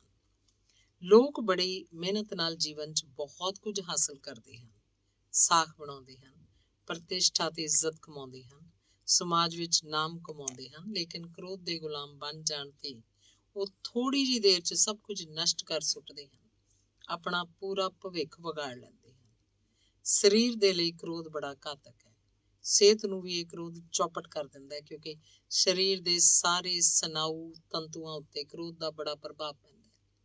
ਕ੍ਰੋਧ ਚਰਿੱਤਰ ਨੂੰ ਦੁਰਬਲ ਕਰਨ ਦੇ ਨਾਲ ਸਰੀਰ ਵਿੱਚ ਵੀ ਦੁਰਬਲਤਾ ਲਿਆਉਂਦਾ ਹੈ। ਕ੍ਰੋਧੀ ਆਦਮੀ ਦੀ ਸਾਰੇ ਨਿੰਦਾ ਕਰਦੇ ਹਨ, ਕਿਉਂਕਿ ਉਹ ਕ੍ਰੋਧ ਵਿੱਚ ਅਕਸਰ ਨਿੰਦਾ ਦੇ ਯੋਗ ਕੰਮ ਕਰਦਾ ਹੈ। ਚਿੰਤਾ, ਕਸ਼ਟ ਤੇ ਨਸ਼ੇ ਨਾਲ ਵੀ ਇੰਨੀ ਹਾਨੀ ਨਹੀਂ ਹੈ ਜਿੰਨੀ ਇਸ ਕ੍ਰੋਧ ਨਾਮਕ ਰਾਖਸ਼ ਨਾਲ ਹੈ। ਕ੍ਰੋਧ ਦੀ ਅਗਨੀ ਦੇ ਕਾਰਨ ਤਾਂ ਵੱਡੇ ਵੱਡੇ ਸ੍ਰੇਸ਼ਟ ਪੁਰਸ਼ ਵੀ ਕਸ਼ਟ ਪਾਉਂਦੇ ਹਨ। ਕ੍ਰੋਧ ਮਨੁੱਖ ਦੀ ਉਮਰ ਨੂੰ ਵੀ ਘੱਟ ਕਰਦਾ ਹੈ। ਬਹੁਤ ਸਾਰੇ ਲੋਕ ਕ੍ਰੋਧ ਚ ਆਉਣ ਦੇ ਬਾਅਦ ਬਹੁਤ ਦੇਰ ਤੱਕ ਕੰਬਦੇ ਰਹਿੰਦੇ ਹਨ। ਉਹ ਘੰਟਿਆਂ ਤੱਕ ਕੋਈ ਕੰਮ ਵੀ ਨਹੀਂ ਕਰ ਸਕਦੇ, ਕਿਉਂਕਿ ਉਹਨਾਂ ਦਾ ਦਿਮਾਗ ਅਸ਼ਾਂਤ ਹੁੰਦਾ ਹੈ। ਜਦੋਂ ਤੱਕ ਪੂਰੀ ਤਰ੍ਹਾਂ ਮਨ ਸ਼ਾਂਤ ਨਹੀਂ ਹੋ ਜਾਂਦਾ, ਵਿਵੇਕ ਸਹੀ ਨਹੀਂ ਹੋ ਜਾਂਦਾ, ਉਹ ਕੰਮ ਨਹੀਂ ਕਰ ਸਕਦੇ। ਤੇ ਜੇ ਜੋ ਕਰੋਗੇ ਤਾਂ ਅਣਉਚਿਤ ਹੀ ਕਰੋਗੇ। ਬਹੁਤ ਸਾਰੇ ਅਜਿਹੇ ਪਰਿਵਾਰ ਹਨ ਜਿਨ੍ਹਾਂ 'ਚ ਸਾਰੇ ਮੈਂਬਰ ਹਰ ਵਕਤ ਲੜਦੇ ਰਹਿੰਦੇ ਹਨ। ਕ੍ਰੋਧ ਦੇ ਕਾਰਨ ਉਹਨਾਂ ਨੇ ਘਰ ਨੂੰ ਨਰਕ ਬਣਾਇਆ ਹੋਇਆ ਹੁੰਦਾ ਹੈ। ਕ੍ਰੋਧ ਦੇ ਕਾਰਨ ਇੱਕ ਮੈਂਬਰ ਦੂਜੇ ਨੂੰ ਕੱਟਣ ਨੂੰ ਦੌੜਦਾ ਹੈ। ਉਹਨਾਂ ਦੇ ਘਰ ਦੇ ਬਾਹਰ ਅਜਿਹੀਆਂ ਆਵਾਜ਼ਾਂ ਆਉਂਦੀਆਂ ਹਨ ਜਿਵੇਂ ਰਾਖਸ਼ ਲੜ ਰਹੇ ਹੋਣ। ਅਜਿਹੇ ਘਰਾਂ ਦੇ ਪੜੋਸ 'ਚ ਰਹਿਣ ਵਾਲੇ ਵੀ ਪਰੇਸ਼ਾਨ ਰਹਿੰਦੇ ਹਨ, ਦੁੱਖਾਂ ਨਾਲ ਘਿਰੇ ਰਹਿੰਦੇ ਹਨ। ਘਰ ਦੀ ਸ਼ਾਂਤੀ ਤੇ ਖੁਸ਼ਹਾਲੀ ਨੂੰ ਇਹ ਕ੍ਰੋਧ ਨਸ਼ਟ ਕਰ ਦਿੰਦਾ ਹੈ। ਪਰਿਵਾਰ ਤਬਾਹ ਹੋ ਜਾਂਦਾ ਹੈ। ਅਜਿਹੇ ਪਰਿਵਾਰਾਂ ਵਿੱਚੋਂ ਐਸ਼ੋ ਆਰਾਮ, ਸੁੱਖ ਤੇ ਆਨੰਦ ਗਾਇਬ ਹੋ ਜਾਂਦੇ ਹਨ। ਕੁਝ ਲੋਕ ਤਾਂ ਕ੍ਰੋਧ ਦੇ ਦਾਸ ਹੁੰਦੇ ਹਨ। ਉਹ ਖੁਦ ਨੂੰ ਵਸ 'ਚ ਨਹੀਂ ਰੱਖ ਪਾਉਂਦੇ, ਬਲਕਿ ਕ੍ਰੋਧ ਹੀ ਉਹਨਾਂ ਵਿਚਾਰਿਆਂ ਨੂੰ ਵਸ 'ਚ ਰੱਖਦਾ ਹੈ। ਇਹ ਦੁਸ਼ਟ ਕ੍ਰੋਧ ਅਜਿਹੇ ਲੋਕਾਂ ਤੋਂ ਕਦੇ ਕਦੇ ਤਾਂ ਆਪਣੇ ਬੱਚੇ, ਪਤਨੀ ਤੇ ਭਾਈ ਜਾਂ ਮਿੱਤਰ ਦੀ ਵੀ ਹੱਤਿਆ ਤੱਕ ਕਰਵਾ ਦਿੰਦਾ ਹੈ। ਇੱਕ ਸੱਚਾਈ ਹੈ ਕਿ ਸਰੀਰ ਨੂੰ ਕ੍ਰੋਧ ਚੱਟ ਜਾਂਦਾ ਹੈ, ਖੋਖਲਾ ਕਰ ਦਿੰਦਾ ਹੈ। ਜ਼ਿਆਦਾਤਰ ਲੋਕਾਂ ਦੀ ਬਿਮਾਰੀ ਦਾ ਕਾਰਨ ਹੀ ਕ੍ਰੋਧ ਹੁੰਦਾ ਹੈ। ਕ੍ਰੋਧ ਦਾ ਮੂਲ ਕਾਰਨ ਸਵਾਰਥ ਹੈ। ਸਵਾਰਥ ਨੂੰ ਜੋ ਵਿਅਕਤੀ ਜਿੱਤ ਲੈਂਦਾ, ਕ੍ਰੋਧ ਨੂੰ ਵੀ ਜਲਦੀ ਜਿੱਤ ਲੈਂਦਾ ਹੈ। ਸਵਾਰਥ ਕਿਸੇ ਵੀ ਪ੍ਰਕਾਰ ਦਾ ਹੋਵੇ, ਉਹਨੂੰ ਤਿਆਗ ਦਿਓ ਤਾਂ ਦੁੱਖ ਨਹੀਂ ਰਹਿੰਦਾ। ਦੁੱਖ ਦਾ ਕਾਰਨ ਵੀ ਇਹ ਸਵਾਰਥ ਹੀ ਹੈ। ਤੁਸੀਂ ਕੋਈ ਉਪਕਾਰ ਕਰਦੇ ਹੋ, ਜਿਸ ਉੱਤੇ ਉਪਕਾਰ ਕਰਦੇ ਹੋ ਤੁਹਾਡਾ ਮਿੱਤਰ ਹੈ, ਭਾਈ ਹੈ ਜਾਂ ਰਿਸ਼ਤੇਦਾਰ ਹੈ, ਉਹ ਬਦਲੇ 'ਚ ਤੁਹਾਡੇ ਨਾਲ ਬੁਰਾ ਕਰਦਾ ਹੈ। ਤੁਹਾਨੂੰ ਦੁੱਖ ਵੀ ਹੁੰਦਾ ਹੈ ਤੇ ਕ੍ਰੋਧ ਵੀ। ਕਾਰਨ ਇਹ ਹੈ ਕਿ ਉਪਕਾਰ ਵਿੱਚ ਸਵਾਰਥ ਸੀ। ਤੁਸੀਂ ਉਪਕਾਰ ਦੇ ਬਦਲੇ 'ਚ ਉਪਕਾਰ, ਭਲਾਈ ਜਾਂ ਪ੍ਰਸ਼ੰਸਾ ਦੇ ਭੁੱਖੇ ਸੀ। ਕਿਸੇ ਨੂੰ ਕੁਝ ਦੇਵੋ ਵੀ ਤਾਂ ਬਦਲੇ ਦੀ ਆਸ ਨਾ ਰੱਖੋ। ਤੁਹਾਡੇ ਨਾਲ ਕੋਈ ਬੁਰਾ ਕਰਦਾ ਹੈ ਤਾਂ ਬਦਲੇ ਦੀ ਭਾਵਨਾ ਨਾ ਰੱਖੋ। ਬਖਸ਼ ਦੇਣ ਦੇ ਭਾਵ ਮਨ 'ਚ ਰੱਖੋ, ਕ੍ਰੋਧ ਨਹੀਂ ਆ ਸਕੇਗਾ। ਤੁਹਾਨੂੰ ਸਭ ਤਰ੍ਹਾਂ ਦੇ ਸਵਾਰਥਾਂ ਦਾ ਤਿਆਗ ਕਰਕੇ ਮਨ 'ਚ ਮਾਫੀ, ਧੀਰਜ, ਪ੍ਰੇਮ ਤੇ ਨਿਆਂ ਦੇ ਭਾਵ ਰੱਖਣੇ ਚਾਹੀਦੇ ਹਨ। ਤੁਹਾਡੇ 'ਚ ਫੇਰ ਉੱਚ ਆਦਰਸ਼ਾਂ ਦਾ ਭਾਵ ਸੰਚਾਰ ਹੋਏਗਾ। ਤੁਸੀਂ ਉਚਾਈਆਂ ਦੀ ਤਰਫ ਵਧੋਗੇ, ਪ੍ਰਗਤੀ ਕਰੋਗੇ, ਲੋਕਾਂ 'ਚ ਤੁਸੀਂ ਇੱਜ਼ਤ ਪਾਓਗੇ। ਫਿਰ ਤੁਸੀਂ ਕੀ ਨਹੀਂ ਕਰ ਸਕਦੇ? ਧੰਨਵਾਦ। ਹੁਣ ਤੁਸੀਂ ਕੀ ਨਹੀਂ ਕਰ ਸਕਦੇ? ਹੁਣ ਤੁਸੀਂ ਕੀ ਨਹੀਂ ਕਰ ਸਕਦੇ ਹੋ? ਤੁਸੀਂ ਜੋ ਵੀ ਕਰਨਾ ਚਾਹੋਗੇ ਕਰ ਸਕੋਗੇ, ਕਿਉਂਕਿ ਜੀਵਨ ਵਿੱਚ ਸਾਰਾ ਕੁਝ ਕਰਨ ਦੀਆਂ ਸ਼ਕਤੀਆਂ ਪ੍ਰਾਪਤ ਕਰਨ ਦੇ ਸਾਰੇ ਰਹੱਸ ਤੁਸੀਂ ਜਾਣ ਚੁੱਕੇ ਹੋ। ਤੁਸੀਂ ਜਾਣ ਲਿਆ ਹੈ ਤੇ ਜਾਣ ਵੀ ਲਓ ਕਿ ਜੀਵਨ ਵਿੱਚ ਵਿਚਾਰਾਂ ਦਾ ਬਹੁਤ ਵੱਡਾ ਸਥਾਨ ਹੈ। ਵਿਚਾਰ ਜਾਂ ਕਲਪਨਾਵਾਂ ਵੀ ਪਹਿਲਾਂ ਬਣਦੀਆਂ ਹਨ ਉਹਨਾਂ ਨੂੰ ਕਾਰਜ ਰੂਪ 'ਚ ਬਾਅਦ ਵਿੱਚ ਤਬਦੀਲ ਕੀਤਾ ਜਾਂਦਾ ਹੈ। ਇਸ ਲਈ ਆਪਣੇ ਵਿਚਾਰਾਂ ਨੂੰ ਸਦਾ ਮਜ਼ਬੂਤ ਬਣਾਓ। ਮਿਹਨਤ ਨਾਲ ਕੰਮ ਕਰਦੇ ਰਹੋ। ਲਗਾਤਾਰ ਇਹੀ ਆਸ਼ਾ ਤੇ ਵਿਸ਼ਵਾਸ ਰਹੇ ਕਿ ਤੁਹਾਡੀ ਜੋ ਇੱਛਾ ਹੈ ਤੇ ਜੋ ਤੁਸੀਂ ਕਰਨ ਲੱਗੇ ਹੋ ਉਹ ਕਰ ਸਕਦੇ ਹੋ ਤੇ ਕਰਕੇ ਹੀ ਰਹੋਗੇ। ਤੁਹਾਡੀ ਸਫਲਤਾ ਨਿਸ਼ਚਿਤ ਹੈ। ਤੁਹਾਡਾ ਸਾਹਸ ਸਦਾ ਤੁਹਾਡੇ ਨਾਲ ਰਹਿਣਾ ਚਾਹੀਦਾ ਹੈ। ਕਦੇ ਭੈ ਜਾਂ ਅਸ਼ੰਕਾ ਤੁਹਾਡੇ ਨੇੜੇ ਨਹੀਂ ਆਉਣੀ ਚਾਹੀਦੀ। ਆਤਮ ਵਿਸ਼ਵਾਸ ਦੀ ਸ਼ਕਤੀ ਦੇ ਵਿਸ਼ੇ ਵਿੱਚ ਵੀ ਤੁਸੀਂ ਜਾਣ ਲਿਆ ਹੈ, ਜੋ ਕਿ ਇੱਕ ਬਹੁਤ ਵੱਡੀ ਸ਼ਕਤੀ ਹੈ। ਯਾਦ ਰਹੇ, ਇਹ ਆਤਮ ਵਿਸ਼ਵਾਸ ਹੀ ਇੱਛਾ ਸ਼ਕਤੀ ਦਾ ਸਰੋਤ ਹੈ ਤੇ ਜੇ ਆਤਮ ਵਿਸ਼ਵਾਸ ਦ੍ਰਿੜ ਹੁੰਦਾ ਹੈ ਤਾਂ ਮਨੁੱਖ ਸਾਰੇ ਕੰਮ ਕਰਕੇ ਸਭ ਨੂੰ ਚਕਿਤ ਕਰ ਸਕਦਾ ਹੈ। ਅਸੰਭਵ ਨੂੰ ਵੀ ਆਤਮ ਵਿਸ਼ਵਾਸ ਦੀ ਸ਼ਕਤੀ ਸੰਭਵ ਬਣਾ ਦਿੰਦੀ ਹੈ। ਦੁਬਿਧਾ, ਭੈ, ਹੰਕਾਰ ਤੇ ਕ੍ਰੋਧ ਮਨੁੱਖ ਦੀ ਪ੍ਰਗਤੀ ਦੇ ਰਸਤੇ 'ਚ ਰੁਕਾਵਟ ਪਾਉਂਦੇ ਹਨ। ਇਹਨਾਂ ਤੋਂ ਦੂਰ ਰਹੋ। ਤੁਸੀਂ ਜਾਣ ਚੁੱਕੇ ਹੋ ਕਿ ਜਿੱਥੇ ਇਹ ਹਨ ਉੱਥੇ ਸਫਲਤਾ ਨਹੀਂ ਹੈ। ਇਹਨਾਂ ਨੂੰ ਦੂਰ ਕਰਨ ਦੇ ਬਾਅਦ ਤੁਸੀਂ ਕੀ ਨਹੀਂ ਕਰ ਸਕਦੇ। ਅੰਤ ਵਿੱਚ ਮੈਂ ਇਹ ਕਹਾਂਗਾ ਕਿ ਦ੍ਰਿੜ ਸੰਕਲਪ, ਪੱਕਾ ਨਿਸ਼ਚਾ, ਪ੍ਰਸੰਨਤਾ ਨਾਲ ਕੀਤੀ ਗਈ ਮਿਹਨਤ, ਆਤਮ ਵਿਸ਼ਵਾਸ, ਆਸ਼ਾਵਾਦ ਤੇ ਈਸ਼ਵਰ ਵਿੱਚ ਵਿਸ਼ਵਾਸ ਹੋਣ ਤੇ ਮਨੁੱਖ ਸੰਸਾਰ ਦਾ ਅਸੰਭਵ ਲੱਗਣ ਵਾਲਾ ਕੰਮ ਵੀ ਕਰਕੇ ਦਿਖਾ ਸਕਦਾ ਹੈ। ਧੰਨਵਾਦ ਤੇ ਸਮਾਪਤ।